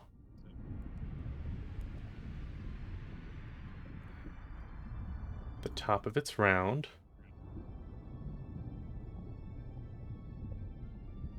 It locks eyes with Ikna and Iron Star. So Iron Star and Ikna. Cool. Okay, both of you succeeded, so you guys only have to deal with 11, so 5 points of psychic damage as two of its top eyes kind of like look at you guys individually, and you guys are just looking at it because this fucking thing just snapped up one of your guys, and you see like this image in your head of 3 eyes lined up vertically, and it starts pulling Mr. September a little bit further out in the water. He's maybe 10 feet from getting outside of Vicidian's area. All right. Imrian. Is there a new map, by the way? There is no map. Theater of Mind? Alright. Yeah. So this thing's making a run. Yeah, it looks like it just kind of picked up one of your guys, or one of your party members, and just started swimming away. Now right. you guys can move at regular, normal movement just because of this air bubble. So that's good, and this thing's moving at half movement because it's carrying someone. I'll move closer. I don't want to be next to it, though. Well, that's Kree. Alright. Complete Bonus estimate, action. I'm gonna spiritual weapon. And I want to bring it out, and I want to, just for flavor, try and cut it off with my little planet saw thing. Try and go for that tentacle, but that's just flavor. Okay. That's holding on. Where is the attack? There. Ooh, an 11. In 11, gotta check these guys' AC again. That does not hit. Ooh, that's fine. For my action, I will just hit it with a call from the void. Okay. So it's a wisdom save DC 16. Yep. You should be able to drop the DC on him in the combat tracker. I'll go ahead. Ooh. Oh, true. I'll go ahead and roll it for him really quick. Natural 20. He's resisted everything. Alright, I'm done then. Okay, next one up is Wook. Okay, so like, how far away is this thing? Roughly. From you guys, let's see, you guys were pretty close to Vicidian, so I'd say maybe about 35 feet. Okay. Might just shoot it. All right. So, like, we're not in water. It's not in water yet, right? It's heading towards water. It's in water. Like, you guys have, like, your own water suits, like your air suits on. Oh. Yeah. And there's these... Bubble worked. Yeah, these little bubbles are just going around you guys. But the big bubble... Yep. Got it. Now, for being underwater, let me grab that up, because I actually have the rules over here. Maybe I won't shoot it then. Because guns through water tend not to work really well. There's the rules for being underwater. Probably not. So, you don't take any... Attack roll has disadvantage unless the weapon is a crossbow, a net, or a weapon that is thrown. Yep, nope, it's not any of those, so... What about a gun? A gun's just a better crossbow. Ultimately, yes, but... I would say...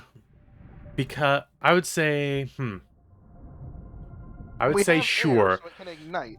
That's the very reason why I'm saying sure. But it exists within that it has to remain within the normal range because the pellets will slow down in the water, right? Or the bullet or whatever it might be. Sure. So I'll say it functions... Bracket, not full range bracket? Yeah, just the first range. Okay, so then I can walk forward 5 feet. Okay. Towards it and shoot it with the pistol. Alright, sounds good. Yeah, I gotta find it in the combat tracker here real quick. Yeah, it's all the very bottom. Yep, all the way at the top. Okay, and let's double check what else I can do here real quick.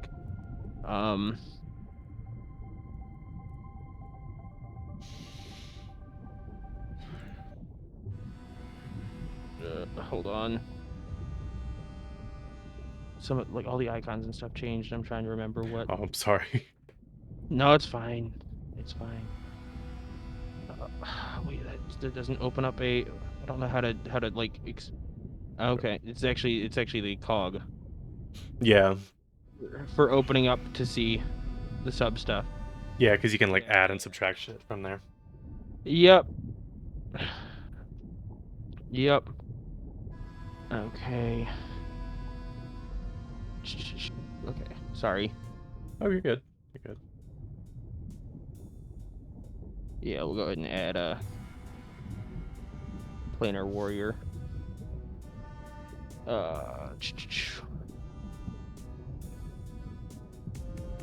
To this. We should have just added it. Yep.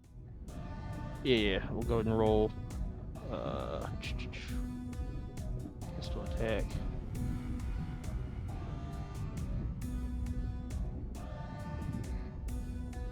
Nice. 20 hit?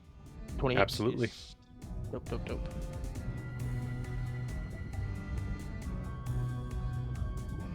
For 11 points of damage. All right. So you blast it with a bullet, and with that bullet, you see that with its tentacles, it lets Mr. September go. So he kind of just lands in the silt. He is prone. But it's spilling out like this almost teal-colored blood. It's funky. Interesting. Anything else you would like to do? I think that's it. Oh wait, I'm gonna take one more attack. Yeah, I can do that. Yep, no problem. Yeah. No astral Nice. or planar warrior this time, but Still. Ah, so close. So close. For 8 points of damage. So it took a total of almost 20 points of damage just from you. All right, so you fire the first time. That first, like, searing pain from your bullet causes the Brine Dweller to drop Mr. September. It looks over at you. You blast it again. You get it in one of its tentacles. And it's, like, letting out a weird shriek. Is there anything else you would like to do? You're gonna take 5 feet of movement back. Okay. As the tank. I'm gonna take 5 feet of movement back, and I'm gonna hang out. All right, next one up is Iron Star. Iron Star, Right. you were a little bit closer, so you're about, I think, 20 feet away. Because you were up with Ikna. All right. I don't like this thing, so I'm gonna move 10 feet closer to it, so that is within 10 feet of me. Okay. And then I'm going to close my eyes and I'm going to shoot it. All right. Because it's within 10 feet of me, I can see it with my blind sight fighting style. That is true.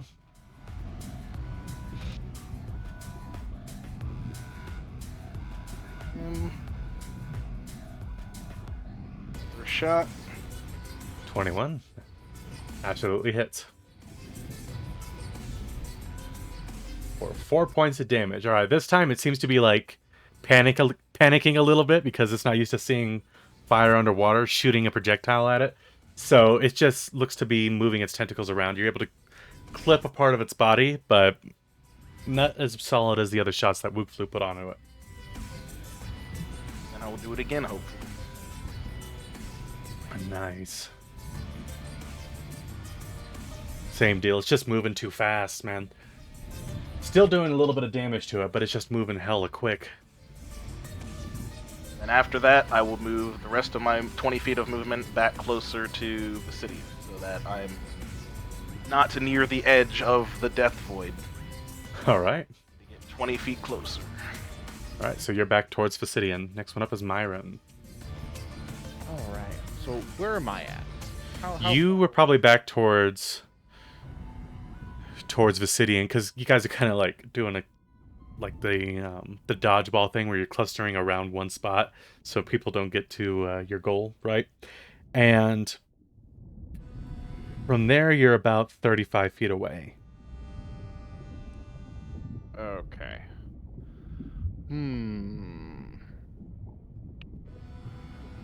So. Okay.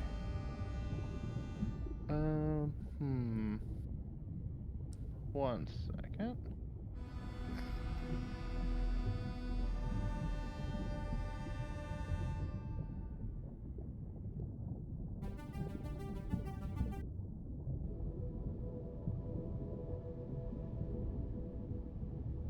Okay, so I'm gonna go ahead and cast Zephyr Strike, Okay. and I'm gonna move forward to be within 10 feet of this thing. So like move up 30 feet, Okay. and then fire off a couple shots. All right. Lay it on them. Are we automatically targeting? Is that? Oh, there it is. I see it on the thing now. Okay, I had to scroll.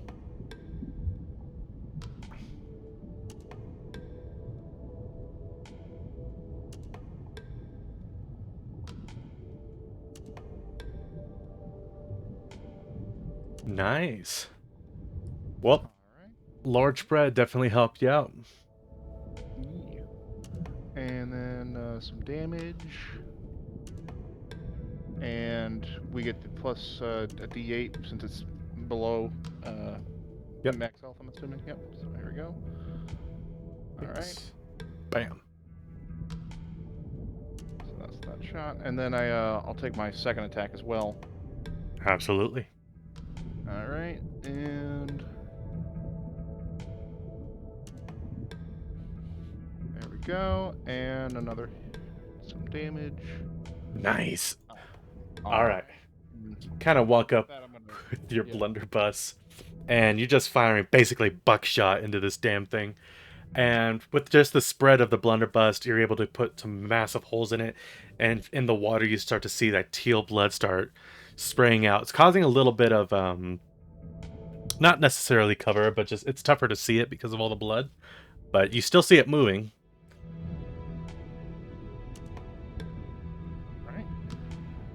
And with that, I'm just gonna utilize the extra walking speed and return back to Visidian. All right. Mr. September, you are currently prone on the ground. There's a bunch of gunfire going off right above you, and now in the water there's a bunch of teal-colored blood. What do you want to do? Well, first of all, he'll spend half of his movement to get up, and the other half of the movement to get away. Okay. His bonus action, I'm sorry, go ahead. It'll be able to take an opportunity attack on you if you don't, like, do a disengage or anything like that. Because you're, like, right below it. Okay, I will use my bonus action for a disengage. Perfect. And for my action, I will go ahead and... yeah, I'll attack. He's ticked off. All right, sounds good. What if he was ticked on? Then he wouldn't attack, would he? I don't know. So his side blade. Nah. Okay, so he is so off-put and stumbling, he just throws a blade and it misses. Yeah, it's just... there's a bunch of chaos going on. You kind of just throw it out there just as an attempt to make it hit. Unfortunately, it does not, but you're able to crawl away and get closer to the group. Okay. And the deckhand Ikna will actually step in front of me and hold her action for if the Brine Dweller starts coming towards us. All right, sounds good. Technically, if you want, because they go on your turn, she can walk up because she was right next to you by the bodies and make attacks if you want her to. Okay, she will. She'll actually use the Frenzy ability. And, Hell yeah. 3 attacks. How do I... oh, I do just that. Yeah, but... yep, just drop it onto the Dweller or whatever. 15 will miss.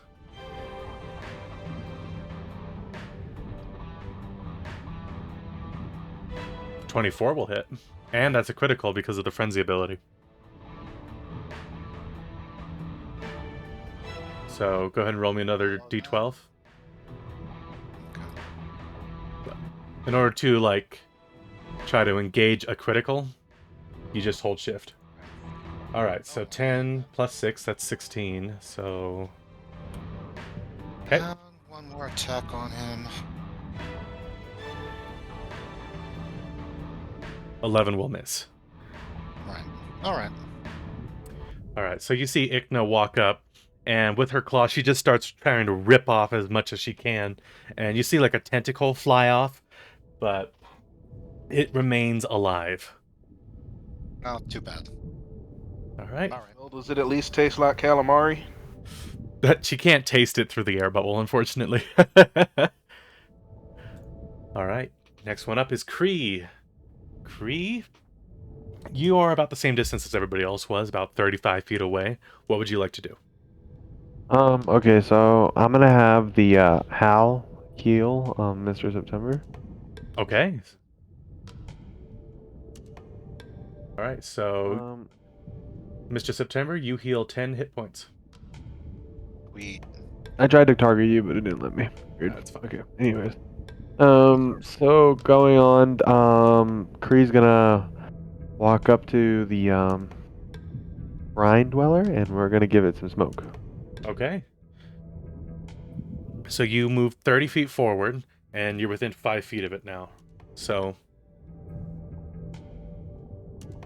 okay. And I guess I'm gonna miss. Alright, so you kind of walk up, you're like, okay, now's my time to shine, but with all this blood, you're kind of, like, it's just fogging up your vision too much, so you just kind of swing wildly, and you're just not able to get a hit on it. All good. And then, yeah, that'll be it. Okay, next one up is Basidian. Basidian He hit the sand, made a smoke cloud. I mean, he did say he was going to give it the smoke. can only do one ray because he's currently holding this thing up, so... Okay.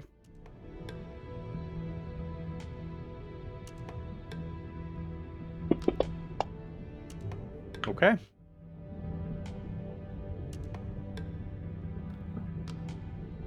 So you see Basidian stick out one of its eyes, and you see all of his eyes start to turn like white, and the Brine Dweller stops like twitching around as it is restrained by a telekinetic grip. Alright, and then these retainers all don't matter because they go on your guys' initiative, so we click back over. Top of the round is Wookflu.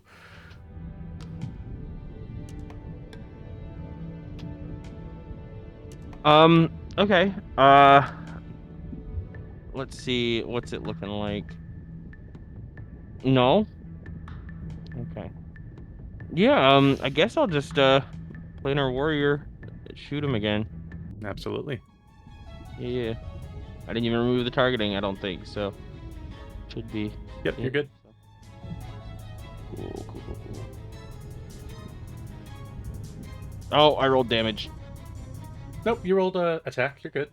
Wait, what? Why did I? Oh, because it's. Oh, right. All right. Well, with it being restrained, it can't really defend itself, right? So you're able to get some advantage on that. Yeah, I realized that after the fact. For a nice 13 points of damage. All right, so you start blasting with a pistol. With it being unable to move, almost like it's under a hold monster spell, you're just able to get some nice clean shots on it. It is not looking good. The whole kind of area is starting to, like, not even settle down, but the blood is no longer helping as it did. Yeah, well, we'll just go for our next one as well. Ooh. Fortunately, you blast, and unfortunately, you miss. It's a stationary target. I just hit it. Uh-oh. Yeah, it counts. It counts. Right? Clearly, you didn't account for recoil. Right. Myron calls out, "Stop being so cocky." All right. Is there anything else Wufu would like to do? Can what's his name go? Yes, he can. Can Revther go? Yeah. I figure if I got him, I might as well see if I can do something with him here. Yep. So you got a stat block up and everything, right? I do. Oh, here, let me go ahead and drop it on you again. Bam. No, I said I do. I do. Okay, good. Yeah. So let's see.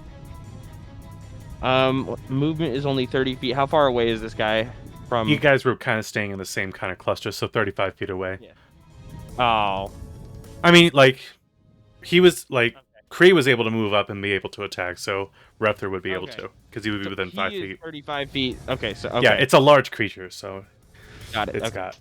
Yeah, then we'll have him go on up and swing. Okay. How do I target? All right, so for Repther, as Revther. what I would do is I would keep his stat block up. If you hover over where his signature attack is, where it says melee weapon attack, it's going to highlight. Drop it on. Yep. Yep. Perfect. That'll absolutely hit. And then, easy. For another 10 points of damage. This thing's not looking good. Reptor starts walking up and it just starts chopping into this creature. And it's immobile still, but you see that it's not even really making an effort. Is there anything else Wooflu would like to do? I think that's gonna be it. All right. Ekna doesn't go. She goes on September's turn. So Imrian. This thing's being annoying, so I'm gonna spin up my spiritual weapon, my little disc planet thing and just rev it and just send it right through it. Oh, Rasengan! Perfect. Russell. Hit him with the Rasen Shuriken. I think All right. 24. Absolutely. And I'll just drop. No, that's wrong. Where's the damage? Oh, Bam. Still, your spiritual weapon like starts cutting into it with its disc, and it does cause more blood to start spurting out. But this thing, it's on its last tentacle. Alright, for my action then, I'm gonna use Call of the Void on it. All right. I'm gonna essentially try and shake it with the sound too. It's chilly. All right. It failed. Ooh. It's losing the will to live. Alright, we're just gonna. Yeah. 15 Alright. necrotic? Well, with 15, how does this creature die with your Call of the Void? I guess it hears the whispers and it just starts shaking like violently. Yeah, like convulsing. Is it gelatinous? It's not gelatinous. It's like the lower part of it's kind of like an octopus. But it's like see-through, right? Kind of like the skin itself for like the first couple inches looks see-through, but then it starts turning into muscle. It'll just look like it's internally bleeding then, because you can see it everywhere. Yep. All right, and with that, it is dead.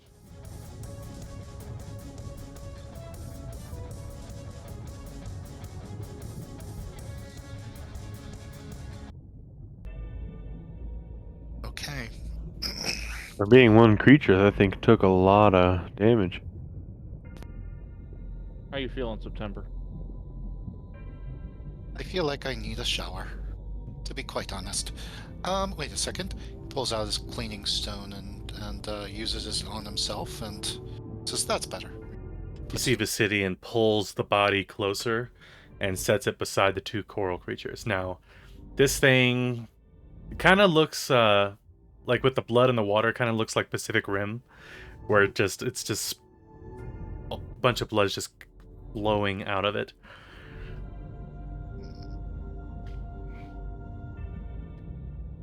Well, all right then.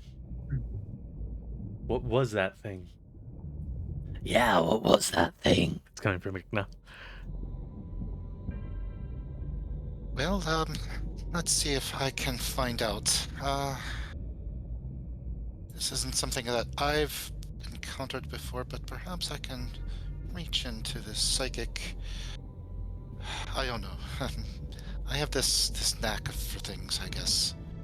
I'm going to try to investigate it. Okay. Alright, I'm gonna poke it with a stick. Make sure it's Alright. dead. You see it twitch. Can anyone like do spells to get into people's brains yet? Weird question. Spells in people's brains? You mean like psychically talk to people, or do you mean like read minds?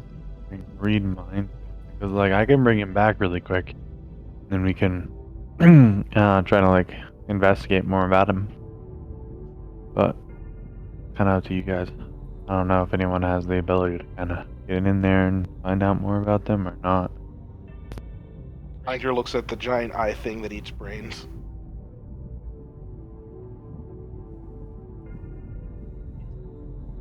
I technically have telepathy two ways, but I cannot climb into somebody's brain. I'm not an illithid.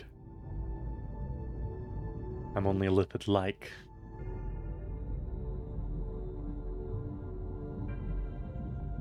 Would Locke be able to help in this manner, Travis?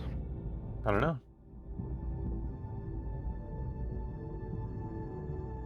Do you try to talk to him? No. Okay. I don't know if that's a good idea.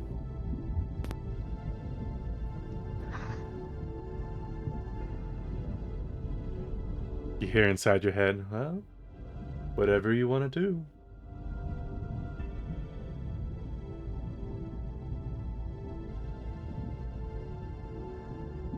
it could be worth a try. I mean, You want me to try? I don't know. well, if it was an illithid mind inside my head, I would say no, I don't want to try it all. But since it's you, yes. I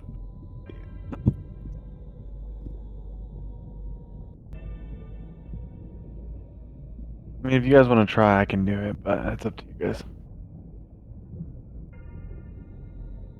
Sounds like you're the one with all the cards in your hand. I don't know. Yeah, I The know, decision's but yours. okay. Look, You if wanna it gets try too it, rattly Locke? again, we can just put it back down. Myron's like, it's on you, and then just aims the gun at the thing's head. All right, I'm gonna have Hal bring it back to life and like tell Locke, like, can we try to like get in its head or what? I would tie it up first. Yeah, that might be a great idea. But, Yes. Let me get some rope. I pull out a length of Tie it up with its own tentacles. silk rope and start tying it up as best I can. Okay. Roll me. What would be a good one for this? Either acrobatics or athletics, because you know that the skin of this creature is toxic. So touching it's probably not a good idea. Mm-hmm. So acrobatics, you say? Yeah, like trying to finesse your hands to not touch this thing. I gotta do it like a lasso, spin it, I'm and then not like, even whoo! going to pretend whether or not I am if I fail or not. Mr. September is kind of shook, so he's going to do the best he can. Okay. All right, so you do your best to knot up this rope as best you can without touching anything. Kind of wrap up the tentacles on the bottom, the couple that it has left, and you tie up its hands. And it's just a dead body laying there right now.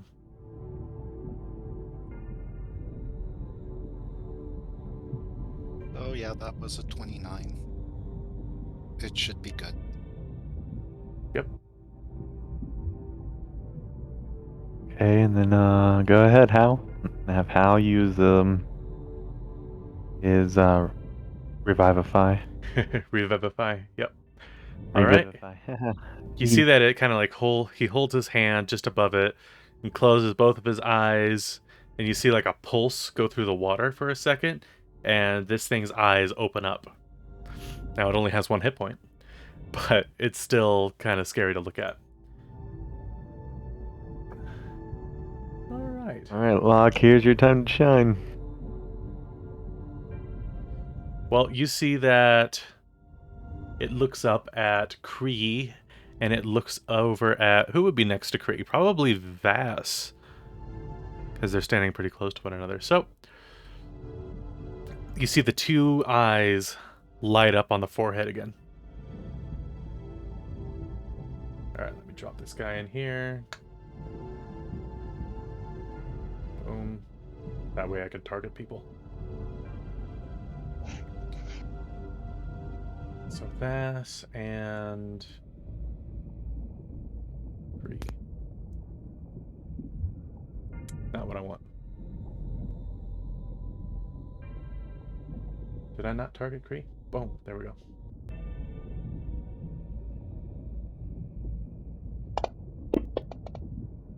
Okay, Bass is fine.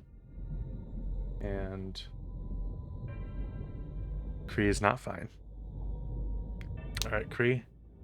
You take 14 points of psychic damage, and you are stunned. Just for a round, but that's what it does. What do the rest of you guys do, now that you guys have a moment?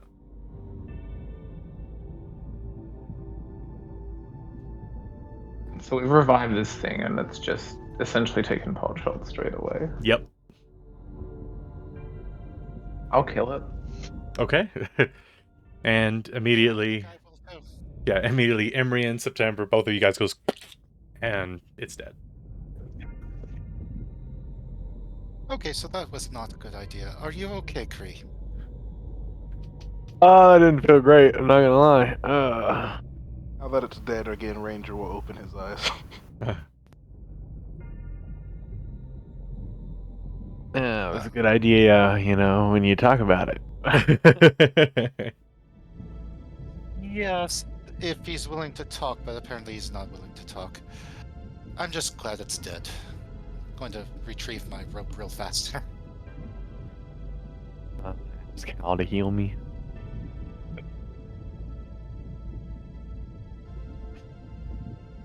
All right, you guys retrieve your rope.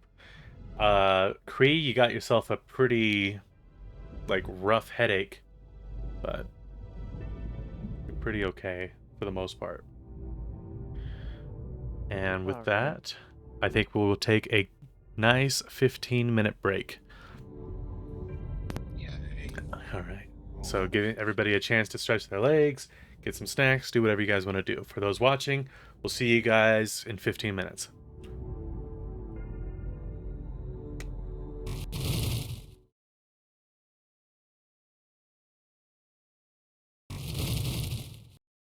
We're back. Hi guys. So let's go ahead and jump right back into the game. So when we last left off, you guys had just taken out this weird tentacle creature. You guys tried to bring it back to life to talk to it, but it forced an image, like a really vibrant image, into your mind, and it dealt damage. Like it hurt you when that happened. So you guys killed it. You guys are like, you know what? This is maybe a little too much trouble than it's worth.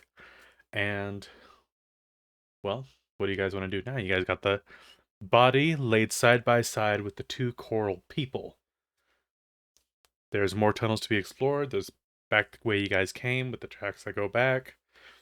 Got a few options here. What would you like to do?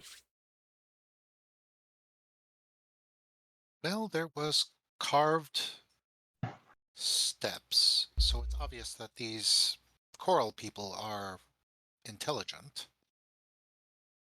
Why don't we just continue going forward, see if we can find their origin? Maybe that's where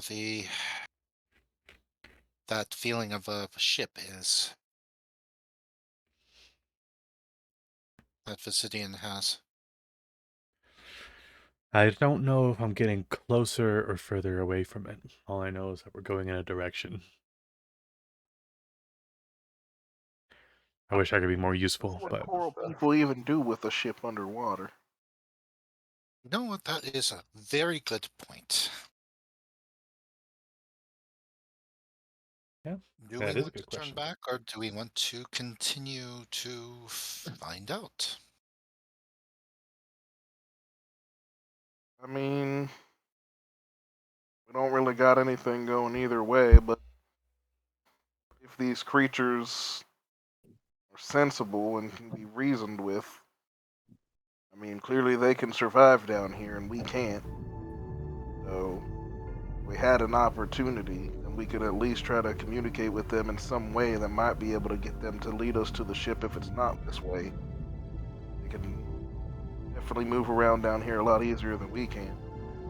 That's true. But again, that's assuming they're reasonable, can be reasoned with, and we're not just points to the dead and squid thing, or things that are gonna be like that. They are pretty alien to these creatures, most likely. Or secret option number 3, which is we get there and they actually have the ship on them, and worst comes to worst, we could take it. Would Or that. they appreciate that we eliminated this thing? And I'll point at the creepy thing. I know I would appreciate that personally. The eyeball that glowed, Travis, from the brine dweller. Yeah, I extract it. like the 3 eyes on it. Just the eyes that glowed, that did the ability to me. Oh yeah, Examine it. yeah. Those are So the he's 2 just top gonna, eyes. He's just gonna pull out his dagger and just start kind of pulling out that eyeball. Getting to work. All right. Out of there. So, you start. You can roll a survival to see if you want to try to make it intact, or you could just take it out. Yeah, I'll roll a survival because he's trying to study it, so he's not trying to mess it up. Okay. Well, he got 2 chances. It's got 2 of them. there you 16. go. All right, 16. You're able to, like, get your dagger behind its eye and pop it out. It does have a optical nerve in the back, so you kind of have to cut that. Go over to the other one, do the same thing, cut the optical nerve, and now you have 2 eyes hanging from the optical nerve. Ooh, beautiful. And then he's just gonna put them in his bag of holding, of course, because, can't really get dirty. All right, you drop 2 Brine Dweller eyes into your bag of holding. Did we bring the corpse? They might appreciate the gesture, or not. Like, you gonna just take its head? Like, I don't know, a whole corpse. Oh. Yeah, that was pretty Six simple. one way, thinking. half a dozen the other. They'll either be thankful that we got rid of something preying on them, or this thing is their god that they send sacrifices to, and we killed it because we thought it killed other things.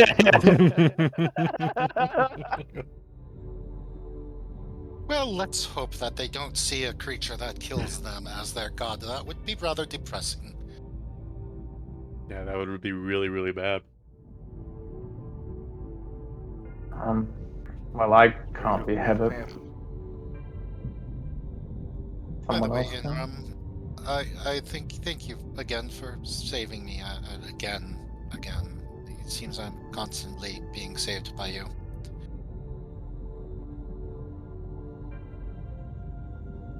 Wait, did you say Imbrion or Myron? I didn't hear. Imran. It's alright. We watch out for each other. And I'll just pack him.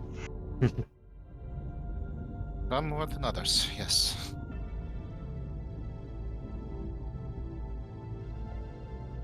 So what do you guys do? There's the way forward, there's the way back. Thinking Someone forward, said how they you want to guys drag feeling? a corpse. Onward. Forward. But I would rather take Onward their and head upward. off. Are we taking the head off, or are we gonna drag the whole corpse? We're gonna cut the Take tentacle. the head Whatever off. you Make feel that like long. carrying. It's Huh. smaller. I'm not touching it.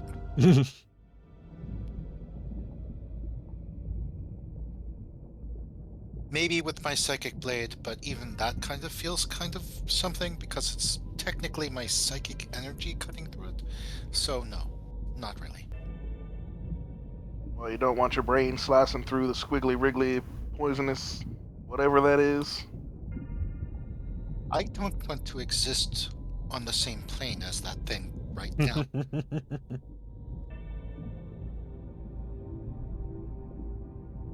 Well, my tools aren't really good for chopping stuff up, so either pack up the body, whoever's taking it, or cut its head off. Doesn't matter to me. I got a sharp pointy stick and this here pistol. I ain't doing much with those. I mean, I have a long sword. You can try. I mean, I have a great sword. I can definitely get its head off, but I just want it not to bleed everywhere. That's kind of gross. I was like trying to see if I have anything that can. I love that you say that after extracting the eye. Yeah, that's a good point. Yeah, but he doesn't want to get its alien goop all over his bag of holding insides. All right, that so would just be I guess gross. Been that out for years. he's just gonna chop it like probably around the first like little loop, like I don't know, loopy he has. You know what I'm talking Like, here, let me pull up the picture again. I should probably like show it off again to anybody that's He's just got trying like to 3 check. sacks coming off of his face. I'm gonna cut it off on the first one because I don't need all that. I just need like You mean his gills? Yeah, like gills. top part of the gill. Mean Is that his a fat gill? neck. Whatever the fuck that is. Yeah, I think those are gills. His neck fat. All right, so you start. Gill? What do you use? Are you like using your like turtle claws? Are you gonna use a knife? Are you gonna use a dagger to just swing and pray that it hits exactly where you need it to go? What are you using?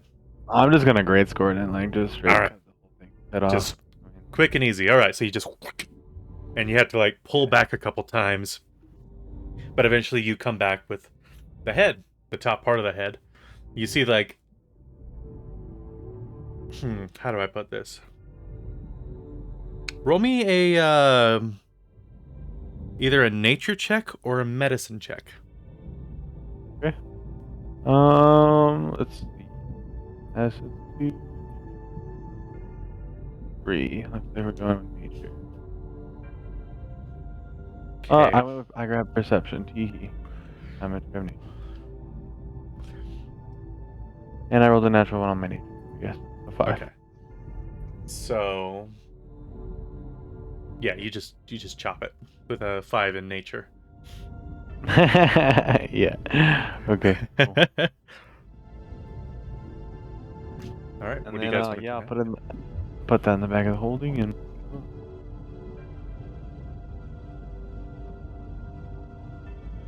All right, you got it back in your bag of holding, and now all that's left are where you want to go. Follow the Sure, path. decided to keep on going forward, yeah.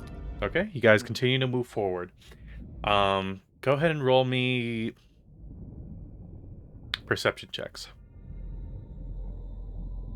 Coral people, coral people.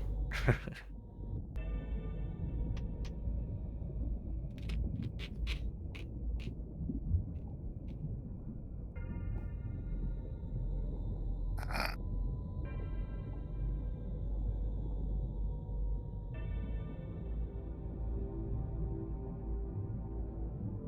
Us Okay. hippos see good. So, Iron Star, Kree, Emrian, you guys continue down these tunnels, right? And as you guys continue down, you guys are starting to see remains, like, of these coral people. Like, you're seeing, like, a detached leg or an arm or a piece of its, like, torso that's been cracked apart and tossed away. The more and more you continue forward. You guys continue on for maybe 30 more minutes, and it just looks like debris everywhere. And it's just these parts of these coral people.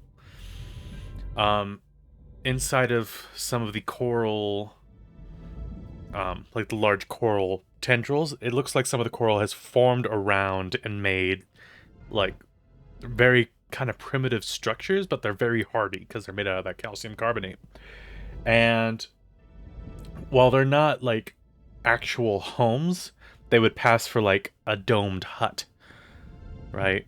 So there's, like, this little entrance, and you can walk in. You can see that it's basically covered up from the rest of, like, the outside, but the opening is, well, the opening is the only way to get in. So it looks like this might have been, like, a village or maybe part of like a town or a city at one point. Like, that's what you're looking at. It's just like how, because they can't, like, build normal structures down here because they don't have the supplies. They used coral, and it just looks very strange, and there's bodies littered all over the place. It looks like we found their city, but doesn't look like there's anyone inhabiting it. Indeed. You guys continue on for about another hour or two, and at this point, actually, I'm gonna just roll this because nobody slept. So you see.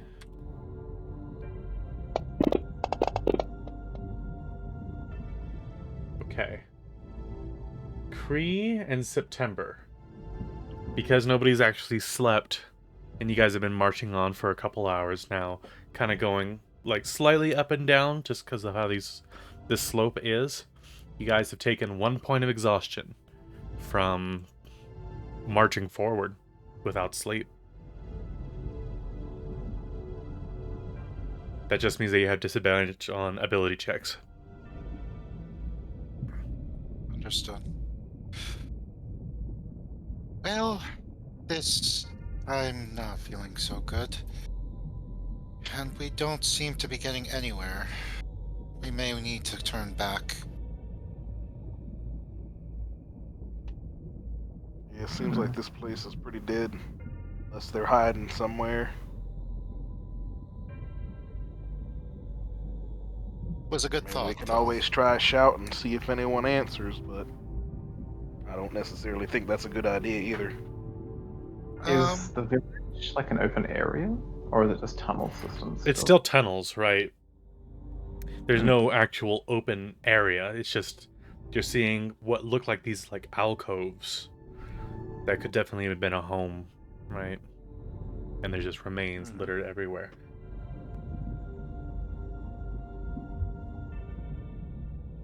I think we just killed off the thing that killed all of these. Or one of them. I doubt one thing could do all that to all these. Probably more. So what are you thinking? Go back to the ship and go the other direction, or go back to the ship and go up the mound? And those are the two options. We can flip a coin again if we need to. I don't think we're gonna get much going further than here. Doesn't seem to be anything living down here that be worth talking to and wouldn't lead to a fight, most likely. Yeah, agreed. The other question is how much air do we have left exactly?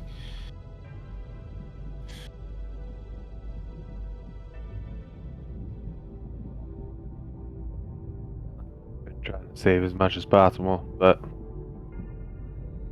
Well, you know how we save as much as possible. We don't move. Right. That, kind of puts my hand on the gun. I had other ideas, looking at the other crew. Rev, you've been great.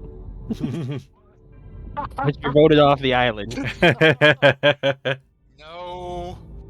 Oh, the No. weakest link.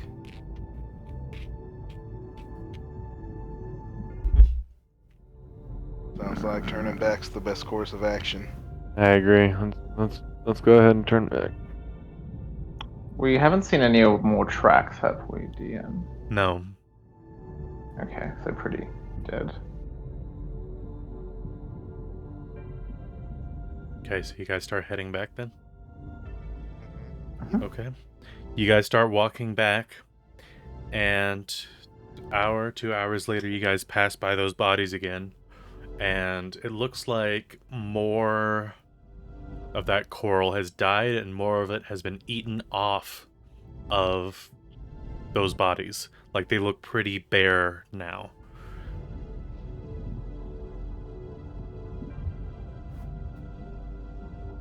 Boob, you got hungry. All the more reason to move faster. Yeah. Something's still lurking around. What if this was the thing's child? Oh, please, don't say Possible. Like I that. said, there's Please. more. Could be one that's twice as big or 3 times as big. Oh, please. Or please. 4 times as big? Or that. Igna, you can eat me. I think I'd rather that. At least I know you. It'll be Maybe after. inside your belly. Maybe Probably after. cook him first. Okay. Raw poultry is pretty bad for you. You can get salmonella that way. Oh, Original I am recipe or clean. I'll extra have Alright. So you guys walk by the bodies and continue back to the Revenant. Okay. You guys take another hour and you guys reach back up to the Revenant using the... It's much easier that you guys marked your path back. And you see it, it's still in the same place as it was. When we were in the village, there was no signs of like intelligence, right, in the domes. No writing. No writing. Okay. So either towards that direction or up the mount. I think we got left or right. Yes. Yeah, you guys have been... Or up. You guys have been exploring for about 6 hours at this point. I mean, we should probably sleep, no? At some point? I wouldn't mind that, but we don't exactly... I don't Know how much time we got. Right. That is true. Some people could take a permanent sleep. Please stop talking about killing our friends here. As far as we know, Looking Not for us. We're the only friends you got right now. Yeah, see?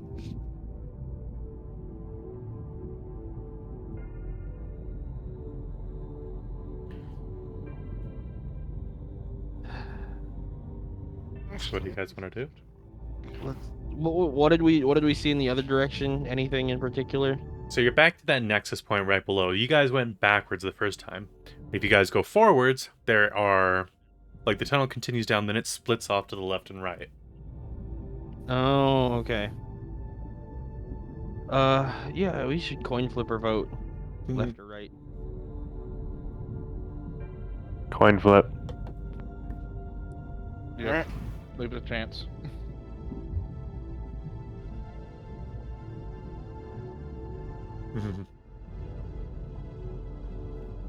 I guess we're going up. We're going up. Back up to the Revenant. No, back Up.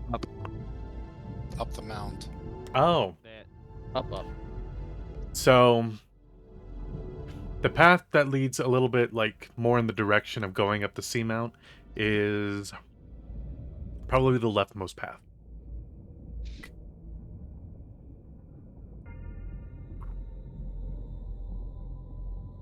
Oh, so going right and left is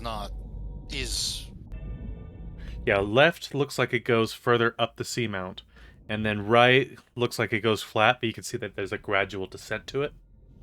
Roll it again. Yeah. Sorry, miscommunication. Who? okay. So really, it's two choices. It's right or left. That sounds like left based on, you know, if it's 1, 2, 3 left, 4, 5, 6 right. Well, you said 1, 2, right? Well, I said yeah, 1, but 2, 3, there's right. no up. There's no separate up now. Oh, you rolled a 1d2. Got it. My bad. It uses the d6 shape, so got it. So I guess we're going right. Who has that letter? Actually, someone that's not me, roll a d2 real quick. The way that you do it is you right-click on the D6, and then it'll come up like a question mark D6. And that Oh no, gives I you just more put options. /roll 1d2. But my dice are blacked out, so I don't know what it is. Is it like 3 2s, 3 1s, or is it a normal d6 and it It's just a normal assigns D6. certain numbers? Aww. So it just Yeah. assigns 1 to 3 as 1 and 5 and 4 to 6 as 2. Mm-hmm. Alright, that means mine's the coolest because it's actually blacked out. Imagine a D0. Do you want to have the letter? So I guess we're going right? Is that the coin flip? Everyone good with? I don't know. Sure. Unless you guys want to continue. Like, somebody was mentioning the letter. Who has it? It's in my bag of holding. I hold my hand out. Yeah, I'll give it to you.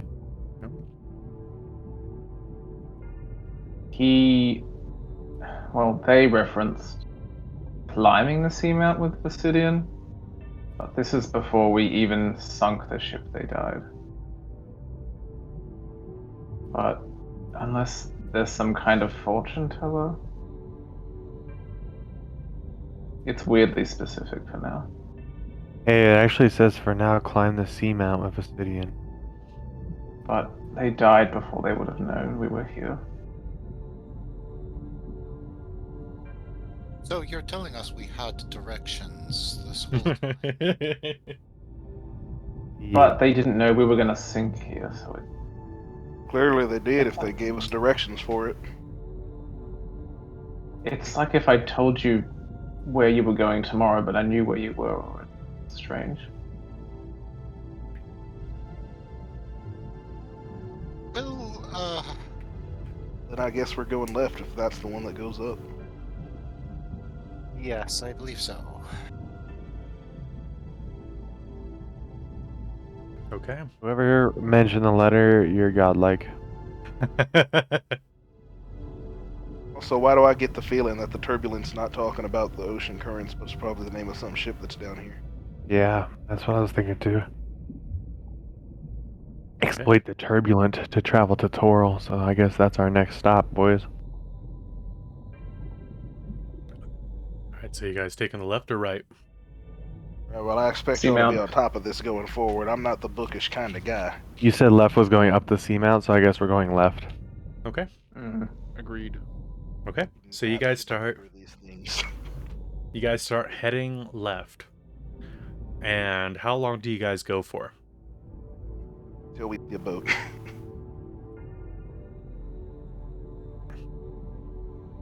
All right. Well, an You see hour tracks? passes. Are you seeing tracks? Roll me a perception or survival check. Okay.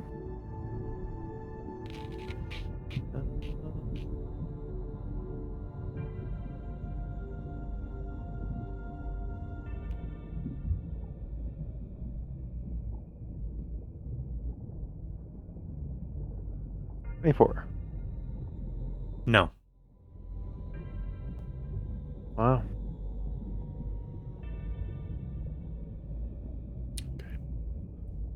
So you guys continue on for another hour. Then an hour and a half. Then 2 hours. And at this point, it's been 8 hours since you guys have been exploring. Which means that if you guys continue on, you guys are going to start having to roll constitution checks every hour for forced marches. Well, I think we absolutely, positively must rest. And if our air runs out and we die, then It is what it is. it is what it is. We could gain a little time. Okay, who has that Not just me mansion? this time. Do we That's not? what? Do we not have like a No. mansion or something we can step into? That's safe. You can call it a mansion. Oh, you're talking about Liam's tiny hut? That's like a 10-foot radius area. Yeah, something. That can hold up to 9 creatures. Can we find an alcove? Or is this just a tunnel still? You can find an alcove. Yeah, I want to find just an alcove to kind of just bubble it up. All right. So If we're gonna rest, I'm gonna chuck a prayer of healing at you for. There you go. You get 9 each. So just so you guys know, it is still very cold. It is literally at freezing. 32 degrees Fahrenheit, 0 degrees Celsius. So it's cold. So gather up and yeah. We're going to sleep. Get cozy. How much health are you Yeah. missing? Who's sleeping September? between the two hippos?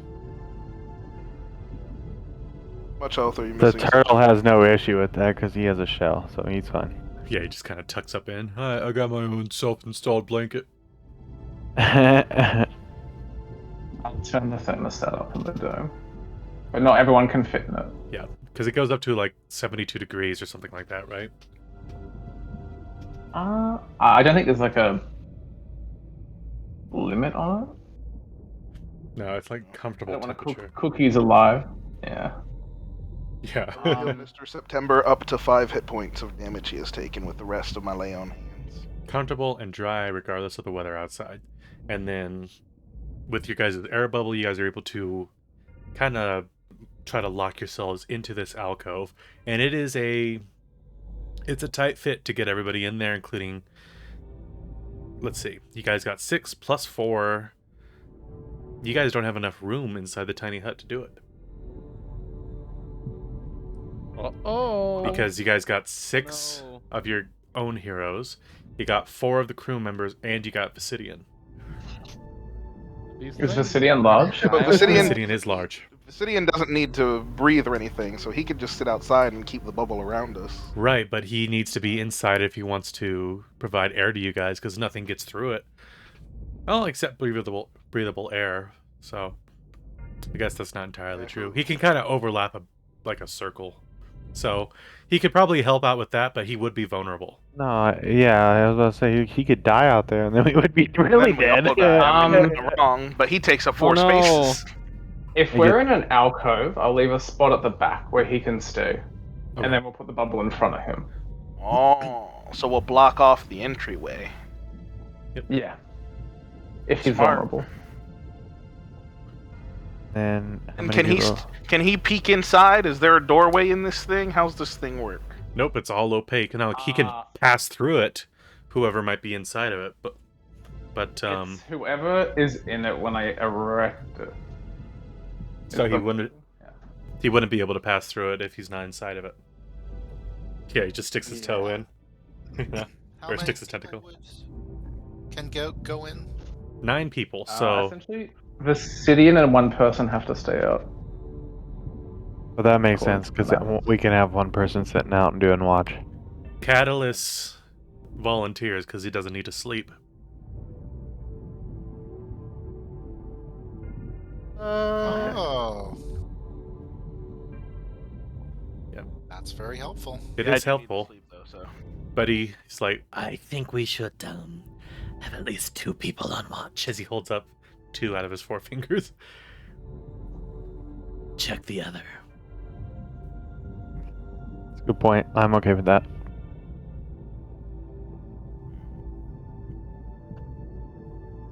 Can I lay half inside the bubble, half outside the bubble? So if everybody, The hut. so Catalyst is happy to be outside, and Visidian can be like at the edge of the bubble. So that means that everybody else can fit inside the bubble. Catalyst, if you guys had him in there, he would be able to pass through, but he's more than content with kind of staying outside, so you guys are protected while he keeps watch. Can people go in and out of the bubble? Yeah. Will? Basically, as long as they're friendly. Technically in it. Yeah. So I we cast could it. by all means take turns, and there's more than 8 of Yeah. us, Mm-hmm. so we can cycle through keeping him company. Yep. Yeah, that way anyone could jump in and wake you guys up too. Mm-hmm. So, totally good with it. All right. So So, we sleep. is anybody taking watches, or are you guys kind of putting that on the crewmates? I will put it on the crewmates, but I also want to do this. I want to sleep with my body inside the bubble in the dome so that I can be warm, but I want my head outside of the dome like I'm laying in the doorway. But then I'm gonna hand some of these breathable bubbles to the people outside and just tell them to replace mine once every hour or so. That way I'm not consuming the communal air we have to share while I'm sleeping. I'm consuming the air in these bubbles, which is separate. You do realize if you stick your head out of the bubble, it will be crushed by the No, the pressure dome, of not the air bubble. Okay. So you're sticking your head outside of the tiny hut. Yeah, outside the tiny hut. The where breathing other bubble. People are chilling outside, and then I'm putting the breathing bubble on to use the 1 hour of air that has. Instead of drinking the communal air, that's going to end up suffocating everyone if we all end up suffocating to death in our sleep. I see what you're saying. So you're kind of like waking up every hour. Let me check something here. Well, that's what I was saying. I wanted the bug person or someone outside to just like slap a new one on me every hour or so while I'm sleeping, just like. And I mean, they don't have a watch. Does the bubble give any indicator that it's out of air when you're wearing it in space and or underwater? I don't think so. I think you just start feeling it. You'd probably wake up when you start to suffocate, like, you know. Well, why don't we save those for when the air starts getting really bad? Because the rest of our bodies will be crushed under the pressure of the sea, while our heads are perfectly safe with water or with air in them. What I mean is, if the air, because the air, we're breathing out CO2, right? Yes. So the air bubble and the amount of force keeping us from being crushed by the water is still there, even if all of the oxygen is gone. Mhm. So if we keep the air bubbles for the emergency that might happen. Yep. I see what he's saying. Because I see what he's saying like too. he's This he's is not my gonna lose brain, not anything. the brain guy. You guys aren't gonna lose any air. It just becomes deadly air, and you guys can't breathe, and you guys start to suffocate. But the pressure will remain that way. Because the pressure will remain the same that Vicidian is putting up. That way you guys don't have to worry about getting crushed. But yeah, having a breathing bubble would definitely help you guys. If you guys That's why tend to y'all run are out the of air. thinking people. I'm the shooting one. Now, once those makes breathing more bubbles sense. run out of air, then that becomes deadly air after a while. But it buys you another hour, another 2 hours, or whatever it might be. Right. Yeah. That makes more sense though, because my thing was like, if we only had like 10 hours of communal air between 10 people left, if I could extend that, I would have. But if it makes more sense to do like he said and just wait till all the air is carbon dioxide and toxic, and then just put the bubbles on as our last resort as we try to get that last hour out before we die. Yep. I mean, it could mean everything, man. Right. Then I will sleep inside the tiny hut completely.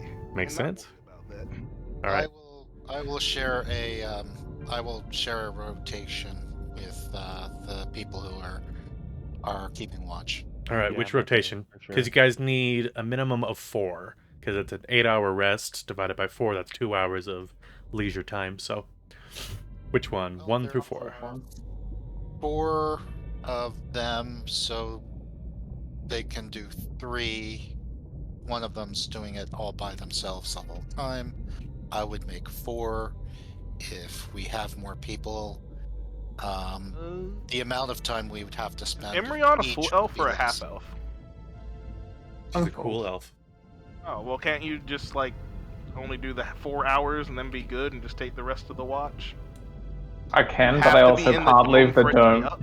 Oh, Yep. I can watch from there, but it's just how hard this to. dome works. So Emryon can definitely take up 2 watches if she really wanted to. He really wanted to. Keeps messing me up. Yeah, I will, but I'll have to use hearing because I'm in the alcove.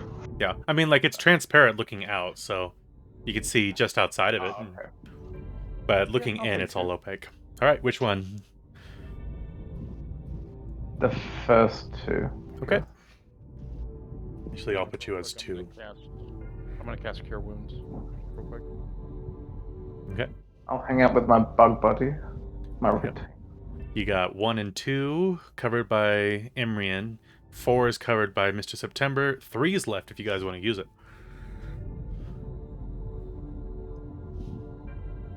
Or you guys can have one of your retainers be out there and keeping an eye out. Bugman. Well, I mean, Bugman's Bugman's taken up the whole... person.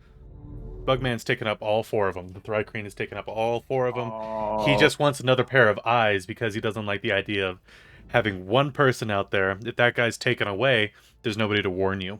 So if there's 2 people, it's more likely that you guys will get warned. Technically, isn't there 2 people out there anyways? Because isn't our big tentacle friend that also doesn't sleep and has like 50 eyes also out there with him? Can't see through the tiny hut. He's on the Yeah. other side of the tiny hut. Yep. He's being protected by the tiny hut because if he dies, we're all dead.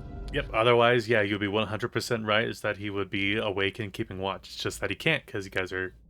He is your most precious resource. So he is in the inside, and the bug person's on the other side in the front. Yep, in the tunnels. Oh. Yeah, he's in the back behind it, like hiding in the rocks. Yeah, okay. Now I get it. I thought they were both in the back. Then I was about to be like, well, what's the bug doing? Yep, the whole group is just like, we can't lose this dude. So... Yeah. So we put him in the safety hole, and then, okay. I need to sleep. I need my stuff back. All right. Yeah. Anybody taking up third just watch? did a watch on his own. Yeah, I'll take the 3rd watch, I guess. Okay. All right. So that means it still means that everybody's getting a long rest. It's just in case anything happens. I know who's 100%. up. All right. So.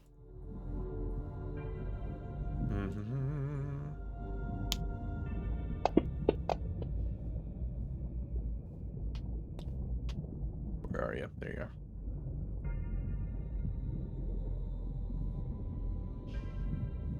So 4 hours have passed over, or not even 4, 2 hours have passed over the course of your watch, Emryon.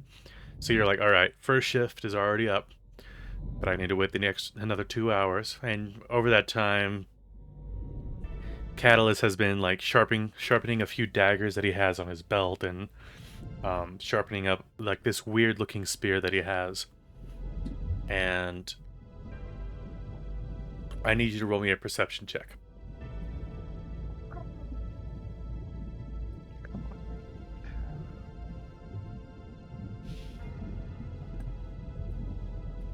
Okay. Okay. I need you to roll me an intelligence saving throw at disadvantage. Ooh. Where is the disadvantage?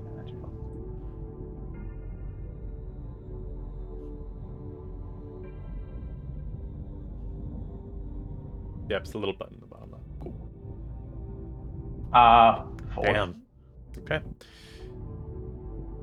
So you close your eyes for a moment, and like you're just ready to kind of like let your mind just be at rest. So you're just doing like this short eyes closed for like maybe at most 5 seconds, right? And as soon as you do, you feel yourself getting ripped away from everybody else down the tunnels, and you're pulled actually really close to the Revenant, and you're yanked up into the ocean. And whatever this is, like whatever this force is, you're looking down, you can't see it. And suddenly like this force just lets you go. You're not taking any like crushing damage, but you are alone in the deep blue depths. You don't have a whole lot of air in your lungs right now, and they're starting to burn. What do you do? I think I'm above the Revenant. Yeah, you like you're so far above like the coral, the seamount, anything like that, you can't even see it. It's just pitch black, even past your dark vision. You're just seeing this pitch black darkness. You can see like the occasional like oceanic snow coming down, which is like feces and stuff from the surface, but you're not seeing anything past that. Not even any fish. And we couldn't see the other ship. I'm just stuck out here.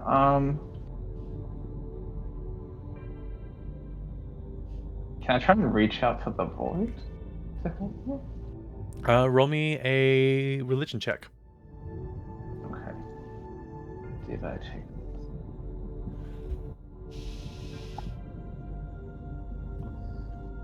this? All right, you try to reach out, and you feel it, but it's very distant from you. And roll me a Constitution saving throw, because you're just holding your breath. You're trying not to let the water in, right? And your lungs are burning, so. Oh. All right. So you just can't hold your breath anymore, and you just and all the bubbles start rising up to the surface, and you just start breathing in water. But you're not drowning, which is really weird. You're just able to breathe it in, and you're just fine. And you're just floating here in the jet black water, not feeling any pain. Your lungs don't hurt, anything like that. And you feel a hand on your shoulder. As you turn around, you see a handsome and familiar half-orc, Bazer. At this point, everybody else, you guys start hearing like slamming coming from the outside, and Vass is saying something is happening to Seer. Like, because it's all in your mind, it's easy to hear whatever it is saying it to you. Vass saying it to you. So what do you guys do?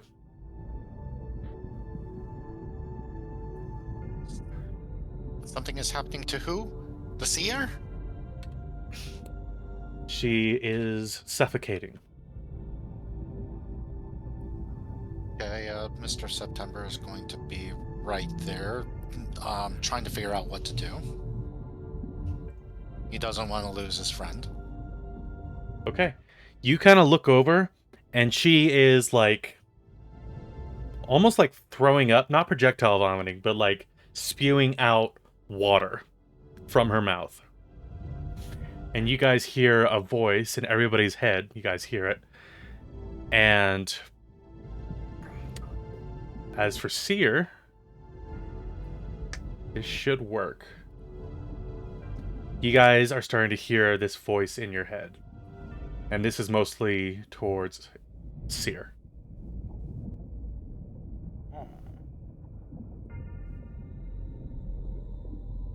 You mean Imran, right? Yeah. Imrian. I'm just used to her name being Seer.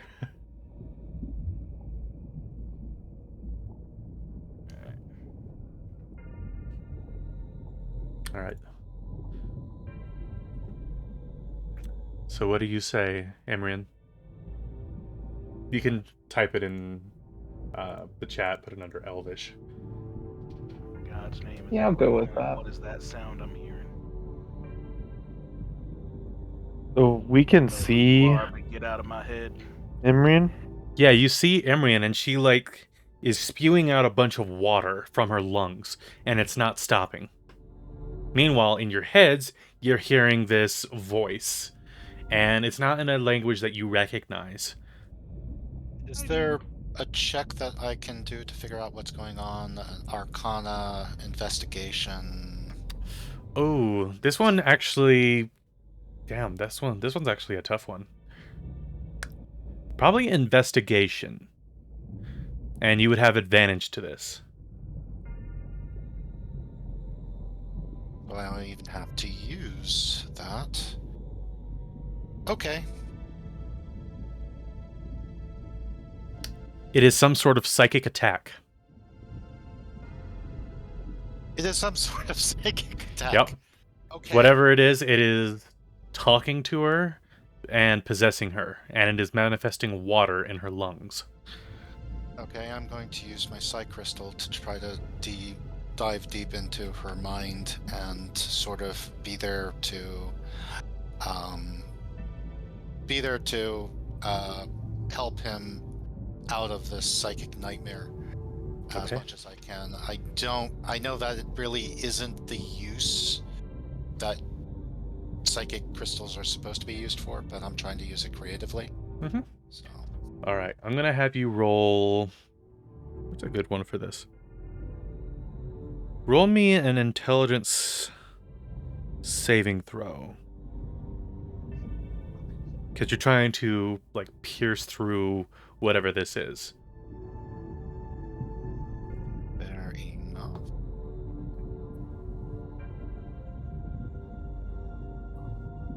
Oh, Whatever it is, it's tough. You try to like get into her head as much as you can, and whatever it is, it's defying you from entering into her head.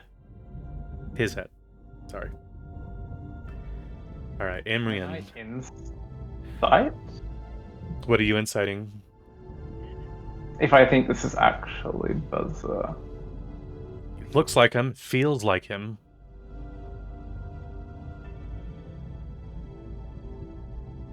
I probably won't say anything. I'll just embrace the hug. Kind of shocking. Okay.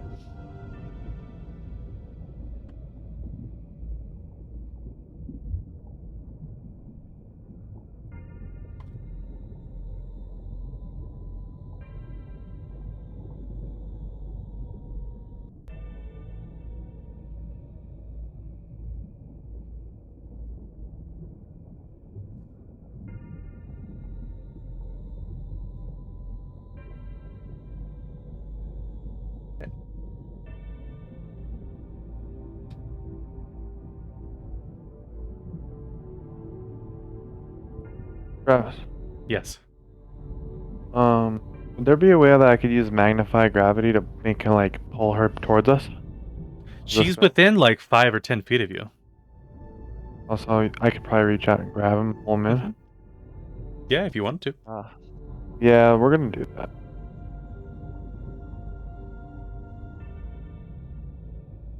Yeah, I'll like try to walk up and try to grab him, pull him in. Okay, you grab Emery and then pull him closer into the tiny hut. He's still spewing out water from her mouth, and her eyes look glazed over. Okay, so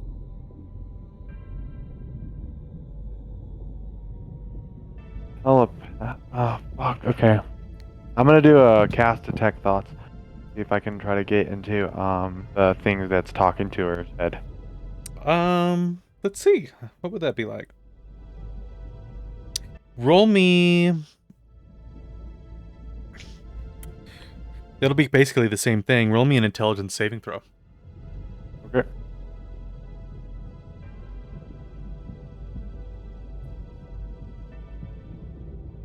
Nope. All right, so you start trying to like press through, and you're I'm using. gonna try to use guidance. Okay, go ahead.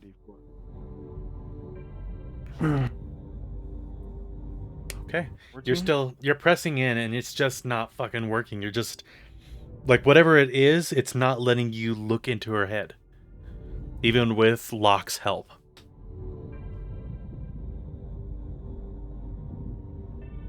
Maybe if we try together? I don't know. Are you So trying what to push does it to the crystal? what does Imrian say? I want my friends, but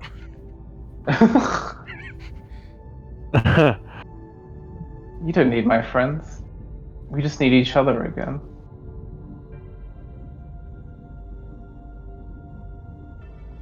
Do I feel like they're being really pushy, if that makes sense? Yes.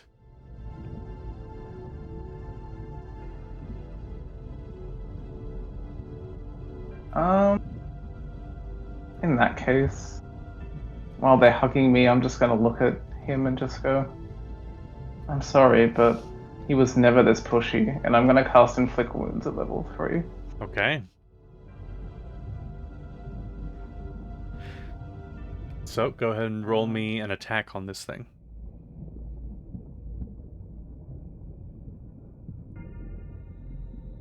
Inflict Wounds. I don't know how to upcast, but I'll just add the d8 to it. Yeah, if you just. Oh, I roll 4. Oh, I was targeting We're everyone. still targeting everyone else. Whoopsies! Sorry. I'll just reach out and hit everyone. It's all good. All right, that just hit really people that didn't deal damage to him. I'll use your first roll, just because that's the first roll you made. 27 will hit, so roll 3d10 or 4d10 or however many you want. That you upscaled it to. Level 3, so it's 5d10. Nice. Damn. Where is the d10? There you are. Oh. It's really hard to grab multiple dice in this. So what I do is I go over to the spell and then drag it over, then I right click and that gives me more dice. 35. 35 necrotic. Alright. So you see his form deteriorate slightly as a gash forms along his throat and a rotten hole forms inside of his cheek.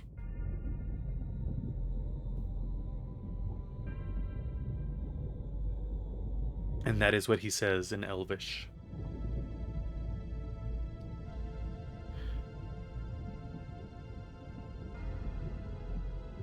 I can't inside at all. I just got to go base. You can. It was just, that was because you know this person. That was the first thing. Is like, he's too pushy, and even though he feels right, he is not acting right. Yeah. That gash and the rotted hole in his cheek, you've seen him like that before. You've seen him in a nightmare after what happened to you. It's just now more clear and realized in whatever this is. But I don't feel like it's acting like him. If that makes sense. Yeah, it does not feel like it's acting like him. He was much less pushy.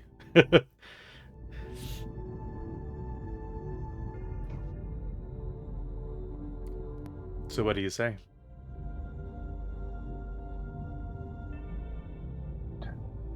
I know that Mr. September can talk in my head sometimes. So I'll try and reach out to him. I don't know how it works. All right, roll me an intelligence saving throw.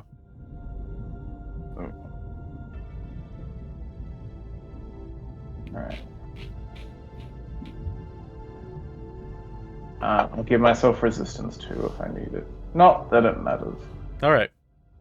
You just start like, okay, whatever this is, it's not real. And you close your eyes and you're like, okay, it's not real. It's not fucking real. I know that's not him. You open your eyes, he's still there. And you start to see that his form is shriveling. And you see that his face is being pulled taut against his skin and on his bones. You see his legs break out. And you hear him yell out in pain. And it says...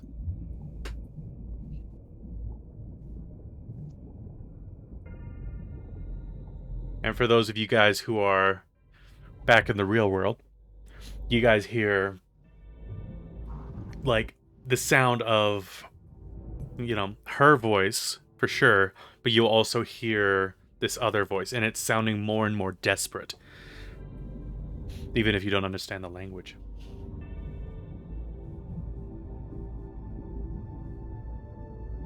Okay, well, we have to keep trying. I can't lose my friend. I can't. He saved my life. Yeah, I'll try to assist you. Alright, I'm gonna try Try this something again. too. I'm gonna backhand Imrion in the back of the head as hard as I can, just to see if anything happens. All right, you slap Imrian, and it doesn't look like it does anything. She looks to be in a type of catatonic state, but she's just also spewing out all this water. Yeah, that really helped. Mr. September says, "You wanted a reaction," and hits him. But of course, because his hands Yeah. are made of feathers, they don't. And then ape strength doesn't help either. So yeah, he's going to try to continue psychically trying to reach Imrian. All right, roll me an intelligence save. Another intelligence save. Mm-hmm. If we're both working together, can that be an advantage? I'll say it'll be at an advantage, sure. Okay, Well, a natural 20.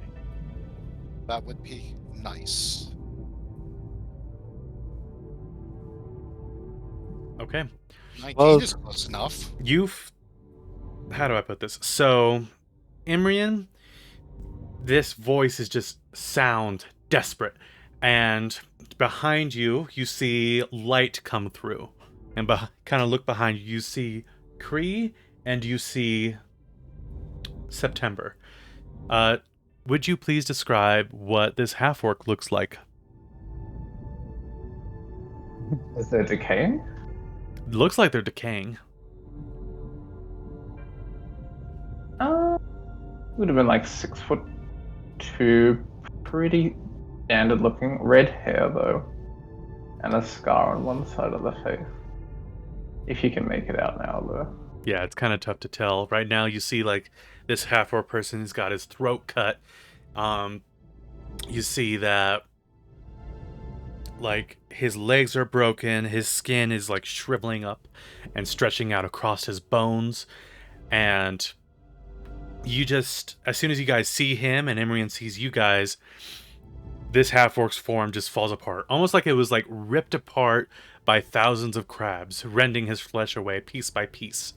His body, face, eyes, tongue, cheeks, until there's nothing left but a skeleton. And Imrian, Kree, and September, all of you get pulled right back into the real world. And Imrian, you feel exhausted. You like start coughing up all this salt water that is in your lungs. But you're back. You definitely feel back.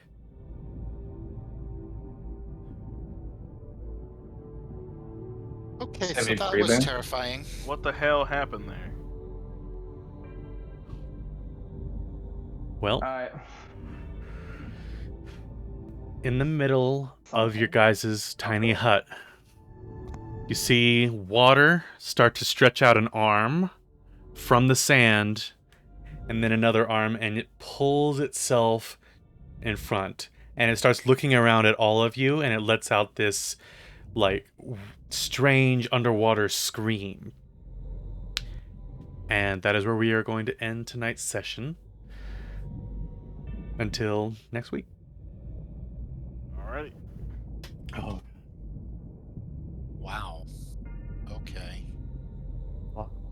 Lots of interesting things happening. Well, for anybody watching, I hope you guys had a great time, and we will be running our next session next Thursday around 5 o'clock, maybe earlier, maybe later, depends on what the schedules are. But I hope you guys had a great time, and I will talk to you guys later. Bye-bye.